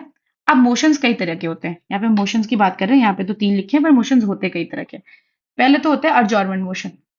ठीक है, यहाँ पे भी हम यही करते हैं कि अडजॉर्नमेंट मोशन में हम क्या करते हैं कि हम ये डिस्कस करते हैं, मतलब डिस्कस तो हम कायदे से 0 आवर में करते हैं, यहाँ पे ये करते हैं कि हम ना जितने भी लोग हैं हम उनका ध्यान लाते हैं एक पब्लिक इंपॉर्टेंस वाले मैटर पे। जैसे कि समझो, मान लो कुछ हो रहा है, कुछ कांड हो गया, और उस कांड का, या थोड़ा, this is like not very nice term, let me, okay, think of example. मान लो कुछ हो गया है, कुछ कुछ हो गया, जैसे अभी ये हुआ ना, अटैक हुआ मान लो, तो उसमें क्या होगा, अभी पहलगाम में अटैक हुआ था, आप लोगों को पता होगा। तो उस अटैक में जो भी चीजें हुई वो अर्जेंट है ना, कि भाई इस तरह से टेररिस्ट वाली चीजें होती रहेंगी तो फिर कैसे होगा, ये इंपॉर्टेंट चीज है। तो वो क्या करेंगे, अडजॉर्नमेंट मोशन लाएंगे। अडजॉर्नमेंट मोशन में क्या होता है कि भाई 50 बंदे चाहिए, अगर आपको अडजॉर्नमेंट मोशन लाना है तो आप लेके आए, और कहाँ ला सकते हो, केवल लोकसभा में ला सकते हो, याद रखना। ये वाला मोशन जो है केवल और केवल लोकसभा में आ सकता है। ठीक है, ये क्या करेगा, जो भी चीजें चल रही है ना वो सब साइड लाइन कर देगा, और जो वो बंदा लेके आए वो, उसके ऊपर डिस्कशन होगी, उसके ऊपर वोटिंग वोटिंग सब कुछ होगा। ठीक है, अगर मान लो ये चीज पास हो जाती है कि भाई गवर्नमेंट कुछ नहीं कर रही, या मान लो गवर्नमेंट ने कहीं से चोरी करी है, इस तरह के मुद्दे पे उन लोगों ने टॉपिक पे ये मोशन लाया, अजॉर्नमेंट मोशन, और ये पता चल जाता है और साबित भी हो जाता है, तो फिर गवर्नमेंट को जवाब देना पड़ेगा। ठीक है, इसके बाद एक होता है नो सेंसर मोशन, इसके नीचे ही सेंसर मोशन बता देती हूँ। सेंसर मोशन में क्या होता है कि मान लो कोई चीज हो रही है, सेंसर मोशन में होता है कि भाई उनको दिक्कत है, मतलब कोई चीज हो रही है, उससे उनको बहुत दिक्कत है, तो वो क्या करेंगे, सेंसर मोशन लाएंगे, और अपना जो डिसअप्रूवल है ना वो शो करेंगे। ठीक है, मतलब या तो वो किसी मिनिस्टर से उनको प्रॉब्लम है कि ये मिनिस्टर चोर है या कुछ ऐसा, या फिर उनको पूरी काउंसिल ऑफ मिनिस्टर से ही कुछ प्रॉब्लम है कि कुछ नहीं कर रही है, तो सेंसर मोशन लाया जा सकता है। ठीक है, पर इसका रीजन आपको बताना पड़ेगा कि आप क्यों ला रहे हैं, राइट? तो अगर मान लो ये सेंसर मोशन पास हो जाता है, या सेंसर मोशन ले आते हैं कोई, मतलब आ जाता है, 50 लोग रेडी होते हैं, पास वास की कोई बात नहीं है, पर अगर लोग ले आते हैं, 50 लोग मिलके, जितने भी लोग मिलके ले आते हैं, तो रीजन भी बता दिया, तो फिर क्या होता है, इससे ना गवर्नमेंट पे बहुत प्रेशर पड़ता है। ठीक है, रिजाइन नहीं करती गवर्नमेंट, लेकिन प्रेशर पड़ता है, बहुत प्रेशर पड़ता है। ठीक है, तो यहाँ पे मोस्टली यही बात है कि भाई प्रेशर एक्सर्ट करने के लिए लाया जाता है। फिर नो कॉन्फिडेंस मोशन में क्या होता है कि भाई वो क्या कहते हैं, कि इसको आर्टिकल 75 से भी रिलेट कर सकते हो। ठीक है, इसमें ये क्या कहते हैं कि वो ना लोकसभा में कॉन्फिडेंस टेस्ट करना चाहते हैं कि काउंसिल ऑफ मिनिस्टर में कितने लोगों को भरोसा है। ठीक है, 50 आदमी चाहिए, 50 मेंबर बोलेगा कि चलो ठीक है, हम ना नो कॉन्फिडेंस मोशन लाते हैं, वो लेके आएंगे। ठीक है, तो अगर वो उसको पास कर लिया जाता है, लोकसभा में ही लाया जाएगा, अगर वो पास हो जाता है कि हाँ हमको इस सरकार में तो भाई नहीं है, वो ट्रस्ट नहीं है सरकार में, तो वो अगर ऐसा कर देते हैं, तो फिर क्या होगा, नो कॉन्फिडेंस मोशन पास होने के बाद सरकार को रिजाइन करना पड़ेगा। ठीक है, ये ध्यान, अच्छा बताने की जरूरत नहीं है कि क्यों कॉन्फिडेंस नहीं है, ले आओ, लाके डिस्कस उस्कस करो, चुपचाप से पता चल गया कि नहीं भाई, कॉन्फिडेंस नहीं है इस गवर्नमेंट में, वोटिंग हुई, ज्यादा लोगों ने कहा कि हाँ नॉट इंटरेस्टेड, ये अच्छी गवर्नमेंट नहीं है, गवर्नमेंट डिसॉल्व करनी पड़ेगी। ठीक है, अब कॉलिंग अटेंशन मोशन की बात करते हैं। कॉलिंग अटेंशन मोशन क्या होता है कि भाई, मतलब जितने भी मिनिस्टर ऑफ पार्लियामेंट है ना, एमपीज हैं, वो क्या करेंगे, किसी मिनिस्टर को वो बोलेंगे कि भाई देखो ऐसा है, रेलवे में ना बहुत एक्सीडेंट्स हो रहे हैं, तो वो रेलवे मिनिस्टर को टारगेट करके बताएंगे कि तुम ये वाली चीज पे ध्यान दे दो, ये तो दिक्कत है। ठीक है, तो अटेंशन लाने की कोशिश कर रहे हैं। एक कट मोशन भी होता है, कट मोशन बजट के टाइम पे आता है, तो वो जानने की ज्यादा जरूरत है नहीं। ठीक है, मोस्टली देखो जो सबसे ज्यादा इंपॉर्टेंट है वो क्वेश्चन आवर और जीरो आवर इंपॉर्टेंट है, वो ध्यान दे दीजिएगा। और उसका थोड़ा सा अगर कुछ प्रॉब्लम होता है तो मैं अपडेट करा के भेजती हूँ आपको, मतलब अपलोड करा दूंगी ऐप पे। अब बात करते हैं कि जो रियल काम है पार्लियामेंट का, लॉ बनाना, लेजिस्लेटिव प्रोसीजर, वो कैसे काम करता है। ठीक है, वो 107 से 122 के बीच में पूरे अच्छे से डिस्कस्ड है। वो हम एक एक करके डिस्कस करते हैं। ठीक है, देखो 107 में बात की गई है ऑर्डिनरी बिल की। ऑर्डिनरी बिल का मतलब क्या, कोई भी बिल। ठीक है, किसी भी इधर हाउस ऑफ द पार्लियामेंट में, लोकसभा में आए या राज्यसभा में आए, डन आ गई। आने के बाद होगा क्या, पहली रीडिंग होगी, जिसमें फर्स्ट रीडिंग में इंट्रोडक्शन ऑफ बिल होगा कि देखो ये बिल क्या है, ये क्या करता है, इस तरह से बात होगी। सेकंड रीडिंग में क्या होगा, सेकेंड रीडिंग में क्या करेंगे, ये डिबेट करेंगे, कमिटीज को भेजेंगे कि कंसिडर करो भाई क्या क्या प्रॉब्लम है, ये निकाल के लाओ। ठीक है, तो सेकंड रीडिंग में ये सब होगा। थर्ड रीडिंग में क्या करेंगे, वोटिंग कराएंगे कि ये वाले बिल के फेवर में कितने लोग हैं, कितने लोग नहीं है। तो अगर 50% +1 की वोटिंग आ गई तो भैया पास हो गया, ये बिल बन के लॉ बन गया, पास होके। ठीक है, और अगर नहीं आई तो खत्म बात। ऑर्डिनरी बिल का मतलब ये है। देन इसको क्या करेंगे, जैसे ही ये चीज हो जाएगी फिर वो प्रेसिडेंट के पास भेज देंगे साइन करने के लिए। क्लियर है, ठीक है। मैं बता चुकी हूँ अमेंडमेंट वाली चीजों में कि कौन कौन सा होता है। अब मनी बिल की बात करते हैं। मनी बिल आता है 110 में। अच्छा, क्या कैसे करते हैं वो सेकेंडरी चीजें, वो आई एक्सप्लेन। पर मनी बिल आता है 110 में। ठीक है, अगर प्रेसिडेंट के साइन वाले की भी मुझे याद आ रहा है, अगर प्रेसिडेंट के साइन करने वाले की भी मैं आर्टिकल बताऊं तो that comes under, I think, article, एक आर्टिकल 111 में था, आर्टिकल 111। ठीक है, अब मनी बिल की बात करते हैं। मनी बिल 110 में है। ठीक है, जिसमें डेफिनेशन है, डेफिनेशन है। डेफिनेशन का मतलब क्या, कि मनी बिल क्या है भैया, क्या। तो साफ साफ शब्दों में आपको क्या याद रखना है कि मनी बिल के बारे में अगर मैं लिखना चाहूं तो वो है, जहां पे केवल, ओनली, मनी बिल डील करता है, वो deal only, only with matter, deal only with matter related to, किससे किससे बताओ, ये तीन शब्द याद रखना है। मोस्टली दो शब्द, टैक्सेशन, टैक्सेशन की बात हो रही है, गवर्नमेंट बोरोइंग की बात हो रही है कि इन्होंने कितना बोरो किया है। ठीक है, और तीसरी मान लो जो हमारा कंसोलिडेटेड फंड ऑफ इंडिया होता है ना, कंसोलिडेटेड फंड ऑफ इंडिया होता है, कंटीजेंसी फंड होता है, उसके बारे में बात होगी। मान लो अप्रोप्रिएशन ऑफ बिल होता है, अप्रोप्रिएशन ऑफ मनी होता है, फाइनेंशियल ऑब्लिगेशन होता है, ऑडिट्स, ऑडिट्स होते हैं। ये सब जब यहाँ पे ऑडिट्स की भी लिख लेते हैं, ऑडिट्स की बात होगी तो हम क्या बोलेंगे, ये सब मनी बिल के अंदर आता है। ठीक है, अच्छा मनी बिल कौन डिसाइड करता है कि कोई चीज मनी बिल है कि नहीं है, तो मनी बिल डिसाइड करने का राइट सिर्फ और सिर्फ लोकसभा के स्पीकर के पास है। एक तो मनी बिल हम ला ही किसके पास सकते हैं, लोकसभा में ला सकते हैं। मनी बिल राज्यसभा में नहीं आएगा, क्योंकि उनका क्या काम भाई पैसों से। देखो लॉजिक समझाती हूँ, राज्यसभा के पास पैसों की बात करने का क्यों नहीं है अधिकार, क्योंकि क्या हमने राज्यसभा को चुना है, नहीं। हमने जिनको चुना है उन्होंने राज्यसभा को चुना है। ठीक है, लेकिन लोकसभा को तो हमने डायरेक्टली चुना है ना, तो हम अपने टैक्स के पैसे भी तो उन्हीं को देंगे ना खर्चने के लिए, इसीलिए। ठीक है, तो यहाँ पे क्या हो रहा है कि भैया लोकसभा में इंट्रोड्यूस होगा, और कौन डिसाइड करेगा कि ये मनी बिल है कि नहीं है, वहां की जो स्पीकर होंगे ना लोकसभा के, वो डिसाइड करेंगे। ठीक है, कि वो मनी बिल है कि नहीं है। अच्छा, मनी बिल लाने से पहले क्या चाहिए आपको, मनी बिल लाने से पहले आपको प्रेसिडेंट का प्रायर रिकमेंडेशन चाहिए। प्रेसिडेंट को कहना चाहिए कि हाँ भाई मनी बिल लाना है। ठीक है, कि हाँ ठीक है हम रिकमेंड कर रहे हैं मनी बिल आना चाहिए, उनको रिकमेंड करना पड़ेगा। ठीक है, अब ये मुद्दा आई थिंक क्लियर हो गया है। और ठीक है, अब बात करते हैं, अगर मनी बिल पास हो जाता है लोकसभा में और वो जाता है राज्यसभा में, तो राज्यसभा क्या क्या कर सकते हैं ये थोड़ा डिस्कस कर लेते हैं। राज्यसभा सबसे पहले तो उसको कुछ अमेंड नहीं कर सकता, ना तो उसको रिजेक्ट कर सकता है।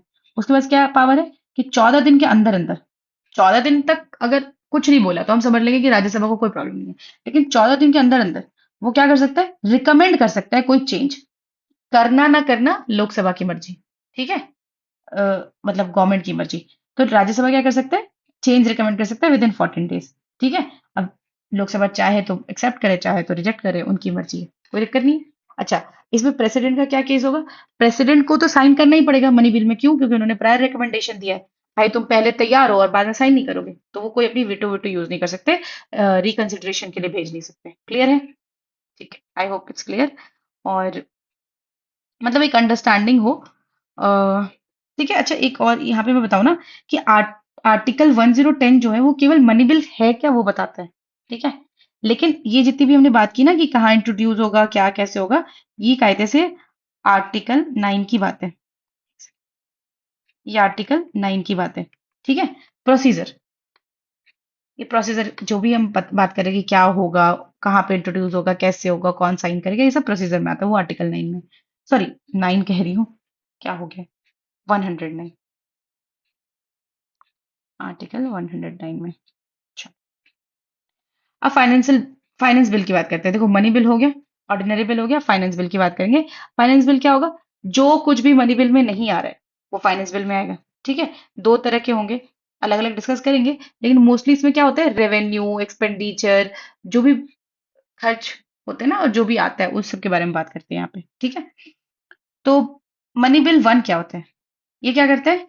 जो सॉरी, फाइनेंस बिल 1 क्या होता है?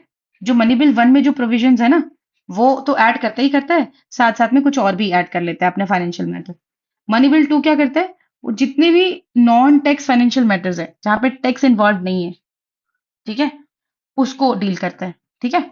मतलब फाइनेंशियल बिल से इतना ज्यादा कुछ आता नहीं, केवल इसको याद रख सकते हो, आर्टिकल दैट इज आर्टिकल 117। ठीक है। ये वाली आर्टिकल 117 सब क्लॉज 1 में आ जानी है।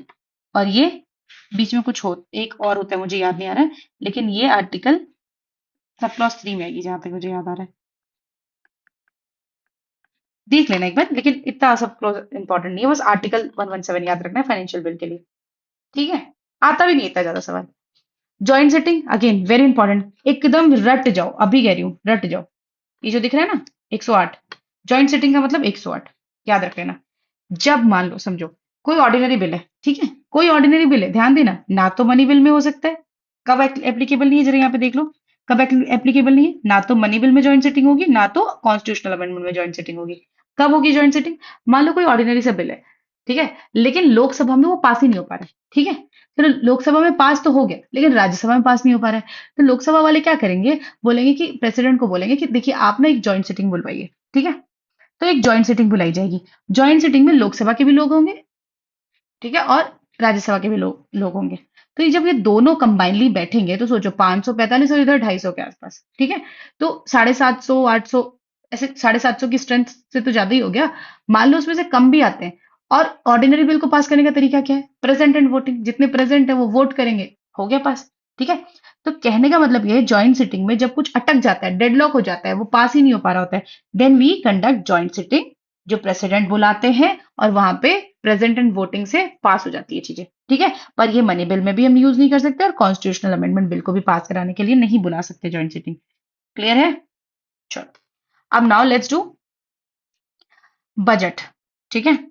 देखो, इंपॉर्टेंट है, और बस उसके बाद ज्यादा कुछ बचता नहीं है। हाँ, नहीं बचता ज्यादा कुछ। बजट के बाद तो मोस्टली सारे आर्टिकल्स कम ही हो गए। देखो, बजट ना कॉन्स्टिट्यूशन में कहीं नहीं लिखा। ठीक है। कॉन्स्टिट्यूशन में क्या लिखा है? आर्टिकल 1112 के अंडर में एनुअल फाइनेंशियल स्टेटमेंट, जिसको हम अपने भाषा में बजट कहते हैं। ठीक है। आर्टिकल 112 क्या कहता है? Annual financial statement. ठीक है। क्लियर है? अब ये क्या करेंगे, जितने भी सरकार ने खर्च किए हैं, जितना भी कमाया है, वो सब कुछ का हिसाब यहाँ पे करेंगे। सॉरी। यस। ठीक है। तो ये सब कुछ का हिसाब यहाँ पे करेंगे। क्लियर है? बजट का। अब क्या होता है, कब पास होता है यूनियन बजट जो निकलता है, वो एक सबसे पहले आता कब है? 1 फरवरी को आता है। क्लियर है? 1 फरवरी, याद रखना डेट, जो बजट सेशन स्टार्ट होता है 1 फरवरी को। रेलवे बजट ना पहले अलग चलता था अपना, रेलवे का अपना अलग बजट था, लेकिन रेलवे बजट को कंबाइन कर दिया गया है 2017 से। रहेगा ना सही? ठीक है। इसमें क्या करते हैं, रेवेन्यू अकाउंट, कैपिटल अकाउंट, यही सब डिस्कस करते हैं। ठीक है। ये सब थोड़ा सा डिस्कस करेंगे कि मान लो कंसोलिडेटेड फंड के ऊपर में कितना हमने एक्सपेंडिचर डाला, है। जैसे पता है ना आपको कि प्रेसिडेंट की सैलरी, सुप्रीम कोर्ट जज की सैलरी, ये सब कुछ तो अपने कंसोलिडेटेड फंड ऑफ इंडिया से ही जाता है, राइट? और हाँ, मतलब जो चीजें फिक्स्ड है। अच्छा, यहाँ पे भी नॉन वॉलेटाइल और वॉलेटाइल में बता दूं तो इसका सिंपल मतलब ये है कि सॉरी, नॉन वोटेबल है, ठीक है। नॉन वोटेबल कहाँ पे वोट करने की जरूरत नहीं है, चार्ज एक्सपेंडिचर। इसका मतलब क्या, कि जो फिक्स है, सैलरी जानी है तो जानी है, वो तो कंसोलिडेटेड फंड ऑफ इंडिया से जाएगी, तो उसमें वोट क्या करवाओगे? ठीक है, केवल डिस्कस किया जा सकता है, पर वोट करने का तो कोई मैटर है नहीं। लेकिन वोटेबल एक्सपेंडिचर क्या होगा? मान लो तुमने किसी का बजट अलोकेट कर दिया कि तुमको इस चीज के लिए इतना मिलेगा, लेकिन अब वो आगे कह रहा है कि हमको थोड़ा सा और पैसा चाहिए, ठीक है। डिमांड ऑन ग्रांट होता है ना। तो अगर और पैसा चाहिए तो उसके लिए तो वोट कराना पड़ेगा, ठीक है। तो मतलब और तुम बोझ डालोगे कंसोलिडेटेड फंड ऑफ इंडिया पे, तो उसके लिए तुमको वोट कराना पड़ेगा, ठीक है। बस इतना ही है। बजट के सेशंस का अगर आपने पता करना है तो कुछ ज्यादा होता नहीं है, प्रेजेंट करते हैं फाइनेंस मिनिस्टर बजट को, फिर एक जनरल डिस्कशन होता है, ठीक है। अपना अपने लेवल पे दोनों हाउसेज अपना डिस्कशन करते हैं, दोनों हाउसेज डिस्कस करते हैं, फिर उसको स्क्रूटनी डिपार्टमेंट में भेज दिया जाता है कि भाई ठीक है, पता करो कि कोई दिक्कत विक्कत तो नहीं है, ठीक है। और फिर voting on demand for grant होता है।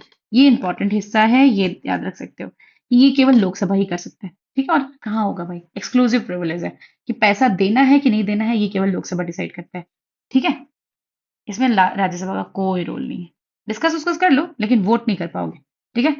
फिर इसी तरह से फिर पासिंग ऑफ अप्रोप्रिएशन बिल हो जाते हैं, एंड देन फिर पासिंग ऑफ फाइनेंस बिल हो जाता है, मतलब टैक्स वैक्स वाले सारे टुकड़े टुकड़े पास हो जाते हैं, खत्म है। बहुत बहुत सारे ग्रांट्स होते हैं, पर वो आपको ग्रांट्स जानने नहीं है, वो आपके काम का नहीं है, ठीक है। मतलब मोस्टली आपको ये याद रखना है कि आर्टिकल 112 में एनुअल फाइनेंशियल स्टेटमेंट होता है, That's it। और 2017 के बाद रेलवे बजट कंबाइन हो गया था। अब पावर एंड फंक्शन अगेन, आपको इतना पढ़ने के बाद सब कुछ समझ में आ ही गया है, पॉइंट कोई ज्यादा है नहीं, लेकिन फिर भी एकदम जल्दी से खत्म करते हैं। पावर एंड फंक्शन में ये आप ये याद रखेंगे कि अगर लेजिस्लेटिव पावर की बात करें तो रूल्स लॉज बनाते हैं, कौन कौन से टॉपिक पे लॉ बनाएंगे? यूनियन और कंकरेंट लिस्ट पे। क्यों क्यों भाई, स्टेट लिस्ट पे क्यों नहीं बनाएंगे? क्यों बनाएंगे भाई, स्टेट लिस्ट तो स्टेट वाले बनाएंगे ना, तो यूनियन एंड कंकरेंट लिस्ट पे बनाएंगे। क्लियर है? अच्छा, एक और बात, जुडिशरी रेसिडुअल पावर याद है अगर आपको, तो मैंने बताया था रेसिडुअरी पावर भी पार्लियामेंट के पास ही होता है, तो रेसिडुअरी पावर तो है ही, उस पे भी बना सकते हैं। फिर अगर मान लो ऐसा कुछ केस होता है कि, एक केस होता है आगे जाके आप पढ़ेंगे कि कभी कभी ना राज्यसभा खुद कहती है, राज्यसभा तो स्टेट की रिप्रेजेंटेटिव है, राज्यसभा की खुद कहती है कि ये लॉ बना दो हमारे लिए, मतलब स्टेट्स के लिए लॉ बना दो, तो ये लॉ बना सकती है, ठीक है, पार्लियामेंट। किस किस केस में? सिंपल से देख लो, यूनियन लिस्ट पे लॉ बनाएगी, कंकरेंट लिस्ट पे लॉ बनाएगी, ठीक है। रेसिडुअरी पावर पार्लियामेंट के पास होता है, तो रेसिडुअरी पावर पे बनाएगी, यहाँ पे मैं लिख देती हूँ रेसिडुअरी पावर,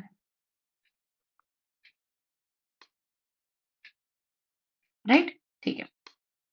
ये हो गया।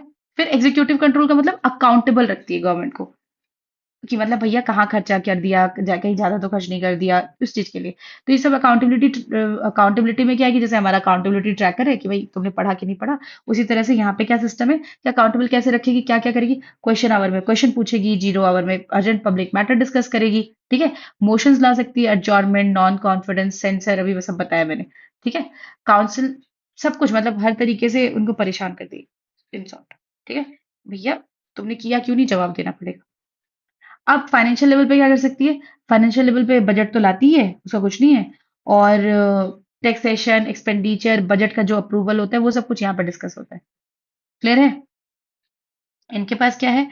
और एक इनमें अमेंडमेंट वाला नहीं लिखा हुआ है, लेकिन अमेंडमेंट इनके पास एक एक्सक्लूसिव पावर भी है, विच इज अंडर आर्टिकल 368। ये क्या कर सकते हैं? कॉन्स्टिट्यूशन को अमेंड कर सकते हैं, ठीक है।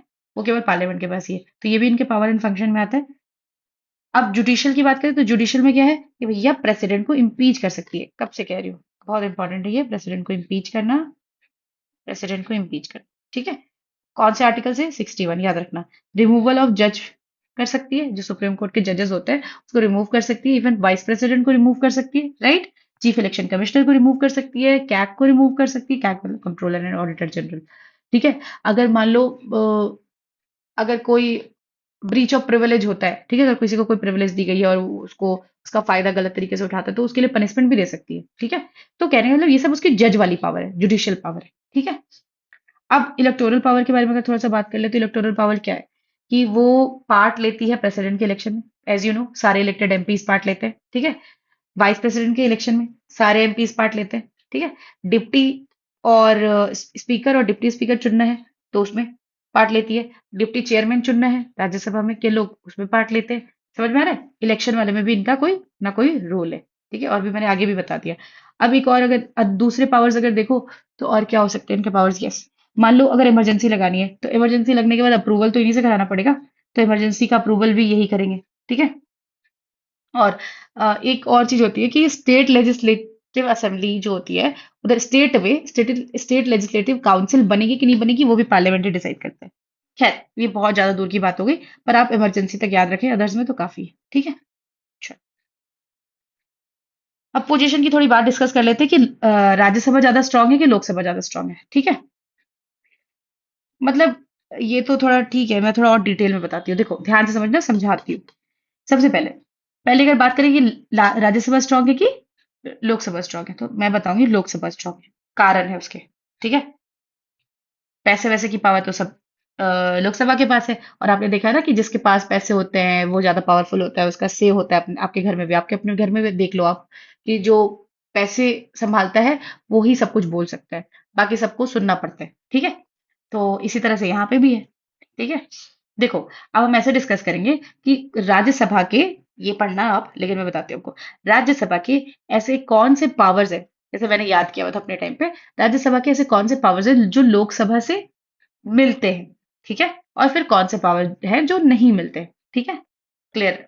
सबसे पहले देखो, लोकसभा और राज्यसभा का जो सेम पावर है, अगर किसी को ऑर्डिनरी बिल लाना है, ठीक है, ध्यान से सुनना, ऑर्डिनरी बिल लाना है और पास करना है, तो वो लोकसभा में भी आ सकता है, राज्यसभा में भी आ सकता है, same process. Constituent assembly, constituent constitutional amendment bill लाना है, ठीक है, कॉन्स्टिट्यूशनल अमेंडमेंट बिल लाना है, तो राज्यसभा में भी आ सकता है, लोकसभा में भी आ सकता है, तो सिमिलर पावर। फिर अगर प्रेसिडेंट को इम्पीच करना है या इलेक्ट करना है, सिमिलर पावर। ठीक है। वाइस प्रेसिडेंट के भी साथ, अगर इलेक्शन करानी है या रिमूवल करना है, सेम। ठीक है। इमरजेंसी प्रोक्लेम करना है, सेम पावर। ऑर्डिनेंस को अप्रूव करना है, सेम पावर। ठीक है। अगर फाइनेंस कमीशन या यूपीएससी या क्या किसी की भी रिपोर्ट को देखना है तो सेम ही पावर है, दोनों देख सकते हैं, कोई दिक्कत नहीं है। अगर सुप्रीम कोर्ट के जज को रिमूव करना है, सेम पावर है। ठीक है। कैग को रिमूव करना है, सेम पावर है। तो ये सारे सेम पावर सुन लिए। आई होप आपने लिख भी लिया होगा। नहीं, अगर आपको याद नहीं आपने लिखा है तो आप एक काम करना, पीछे लिखना, जब भी मैं सेम पावर लिख रही हूँ तो लिख देना कि भाई इक्वल स्टेटस विद लोकसभा या इक्वल पावर ऑफ लोकसभा, ऐसे करके लिख लेना। और वो फिर बगल बगल में लिखते जाना। ठीक है। चलो, अभी अनइक्वल पावर कौन से जो सिर्फ स्पेशली लोकसभा को मिले हुए हैं, राज्यसभा को नहीं मिला है? देखो, मनी बिल कौन सा है कौन सा नहीं है उसके ऊपर बोलने का, उसके ऊपर डिसाइड करने का सब कुछ लोकसभा के पास है, राज्यसभा के पास कुछ नहीं है। ठीक है, कोई से ज्यादा है नहीं। फाइनेंशियल बिल, अगेन राज्यसभा में इंट्रोड्यूस नहीं हो सकता, वन वाला फाइनेंशियल बिल वन। फिर अकाउंटेबिलिटी, वो अगर चाहे कि लोकसभा को अकाउंटेबल ठहरा सके कि भाई वो काम कर रही है कि नहीं कर रही है, तो राज्यसभा में वो भी नहीं हो सकता, काउंसिल ऑफ मिनिस्टर को वो अकाउंटेबल नहीं ठहरा सकते। क्यों? क्योंकि नो नो कॉन्फिडेंस मोशन केवल और केवल लोकसभा में आ सकता है। क्लियर है? अच्छा, बजट, बजट क्या हो सकता है? बजट केवल और केवल राज्यसभा में डिस्कस हो सकता है, लेकिन क्या वोट हो सकती है? नहीं, वो केवल लोकसभा में हो सकता है। ठीक है। जॉइंट सिटिंग, जॉइंट सिटिंग के केस में क्या होता है कि भैया स्पीकर लोकसभा का होता है, लोकसभा के लोग ज्यादा होते हैं, तो ये तो भाई राज्यसभा उधर दब के रह जाता है। ठीक है। अगर इमरजेंसी को स्टार्ट करना है तो हम राज्यसभा से पूछेंगे कि करे कि नहीं करे, लेकिन अगर उसको बंद कब करना है, ठीक है, वो केवल और केवल लोकसभा में पास हो सकता है। क्लियर है? आई होप आपने लिख लिया होगा। अभी यहाँ पे मैं लिखूंगी ना बहुत ज्यादा हो जाएगा, पर यहाँ वाली चीजें काफी है आपके एग्जाम के हिसाब से, पर मैं एक्स्ट्रा इसलिए बता रही हूँ कि आपके दिमाग में रहे। ठीक है। यहाँ पे इतना है जितना एसएससी में आएगा। नेक्स्ट, अब अगर मैं आपको स्पेशल पावर के बारे में बताऊं, देखो गलत तो हो गया है, पर स्पेशल पावर भी तो देना पड़ेगा ना राज्यसभा को कुछ ना कुछ, तो उन्होंने दिया है, तीन स्पेशल पावर्स दिए। पहला स्पेशल पावर क्या दिया हुआ है बताओ? पहला स्पेशल पावर दिया है उन्होंने कि हम्म, नहीं नहीं, यहाँ पे वो नहीं लिखा, मैं लिख देती हूँ अलग से। देखो, सबसे पहले स्पेशल पावर आप देख लो कि अगर राज्यसभा चाहे तो वो ऑल इंडिया सर्विसेज क्रिएट करा सकते हैं। ठीक है। आर्टिकल 312 के तहत कोई दिक्कत नहीं है। बढ़िया, पर क्या करना पड़ेगा इसके लिए? 2/3 मेंबर की प्रेसिडेंट वोटिंग लगेगी, वो तो हो जाएगा। फिर अगर मान लो लोकसभा डिसॉल्व्ड है, लोकसभा है ही नहीं, और प्रेसिडेंट रूल लगा सकते कि नहीं लगा सकते ये पूछना है। ठीक है। या फाइनेंशियल इमरजेंसी लगा सकते हैं कि नहीं लगा सकते ये पूछना है, तो राज्यसभा बता देगी। ठीक है, उसको वो अप्रूव कर सकती है, कोई दिक्कत नहीं। अब एक और पावर है जो which is not mentioned here and which is very important, article 249। ठीक है, आर्टिकल 249 क्या कहता है? मान लो राज्यसभा कौन है? राज्यसभा स्टेट के ही लोगों को चुन के, देखो हमने अपने स्टेट लेजिस्लेटिव असेंबली के लोगों को चुना, ठीक है, अपने विधायक को चुना, हमारे विधायकों ने अपने मेंबर ऑफ पार्लियामेंट को चुना, ठीक है, मेंबर ऑफ राज्यसभा को चुना, ठीक है। तो कहने का मतलब वो लोग जो लोग गए हैं चुन के, वो तो स्टेट वाइज गए हैं ना चुन के, कि किसी स्टेट में कितनी सीट, इस स्टेट में इतनी सीट, ऐसे ऐसे करके वो चुन के गए हैं, ठीक है। जब वो चुन के वहां पे गए हैं, तो वो तो स्टेट के ही बिहाफ पे बात करने गए ना। Rajya Sabha is council of state, ठीक है। तो वो Rajya Sabha is nothing but states का वहां पे काउंसिल बनाया गया कि सारे स्टेट्स की बातचीत हो सके, ठीक है। तो अगर राज्यसभा चाहे तो वो पार्लियामेंट को ऑथराइज कर सकता है, ठीक है, कि भैया आप स्टेट लिस्ट पे लॉ बनाइए, स्टेट लिस्ट के सब्जेक्ट पे लॉ बनाइए। क्लियर है? इंपॉर्टेंट है, याद रखना कि वो क्या करे। चाहे अगर राज्यसभा कि भैया स्टेट लिस्ट के सब्जेक्ट पे लॉ बनाना चाहिए पार्लियामेंट को, तो वो कह सकता है आर्टिकल 249 के तहत। चलो, अब पार्लियामेंट, अब ज्यादा कुछ इंपॉर्टेंट नहीं, पर जल्दी से भगा के पार कर लेते हैं। पार्लियामेंट्री प्रिविलेज में क्या होता है कि भाई अगर तुम पार्लियामेंट के पार्ट हो तो तुम्हें थोड़ी ज्यादा इज्जत मिलेगी। इज्जत का इन द सेंस कि तुम अगर पार्लियामेंट के अंदर कुछ भी बोलोगे तो कोई ज्यादा दिक्कत है नहीं, आराम से बोलो, ठीक है, उसको ब्रीच नहीं माना जाएगा। फिर जो भी चीजें बातचीत हो रही है, ठीक है, वो उसको पब्लिक में वो किया जा सकता है, लाइव किया जा सकता है, राइट टू पब्लिश है उनको, कि हाँ ठीक है पब्लिक में दिखा देंगे। लेकिन भैया कि रिस्ट्रिक्ट भी किया जा सकता है, अगर कोई सेंसिटिव मैटर डिस्कस हो रहा हो तो उसको रिस्ट्रिक्ट भी किया जा सकता है, ठीक है, ये ध्यान देना। अच्छा, एक और चीज है, अगर मान लो पार्लियामेंट में कोई किसी को पूरा एकदम बुरी तरीके से भी डील कर लेता है, ठीक है, तो भी उसको जेल वेल नहीं भेजेंगे उस चीज के लिए। क्लियर है? तो ये ध्यान देना, मतलब कि अगर कोई पार्लियामेंट का सेशन चल रहा है, वो कुछ भी बोल रहा है, ठीक है, तो उसको कोई सिविल केसेस के लिए कोई भी अरेस्ट नहीं होगा। कब? जब तक सेशन चल रहा है, और शायद 40 डेज होते हैं, बिफोर और आफ्टर में भी चेक कर लीजिएगा, लेकिन इतना इंपॉर्टेंट नहीं है। तो कहने का मतलब पार्लियामेंट का मेंबर होने का फायदा है ये सब। सॉवरेनिटी ऑफ पार्लियामेंट, कई बार बताया है सॉवरेनिटी ऑफ पार्लियामेंट क्यों है, क्योंकि हमने पार्लियामेंट्री सिस्टम फॉलो किया है जो कि हमने यूके से लिया है, राइट? ठीक है। और कैसे हम डिसाइड करते हैं कि सॉवरेनिटी ऑफ पार्लियामेंट है?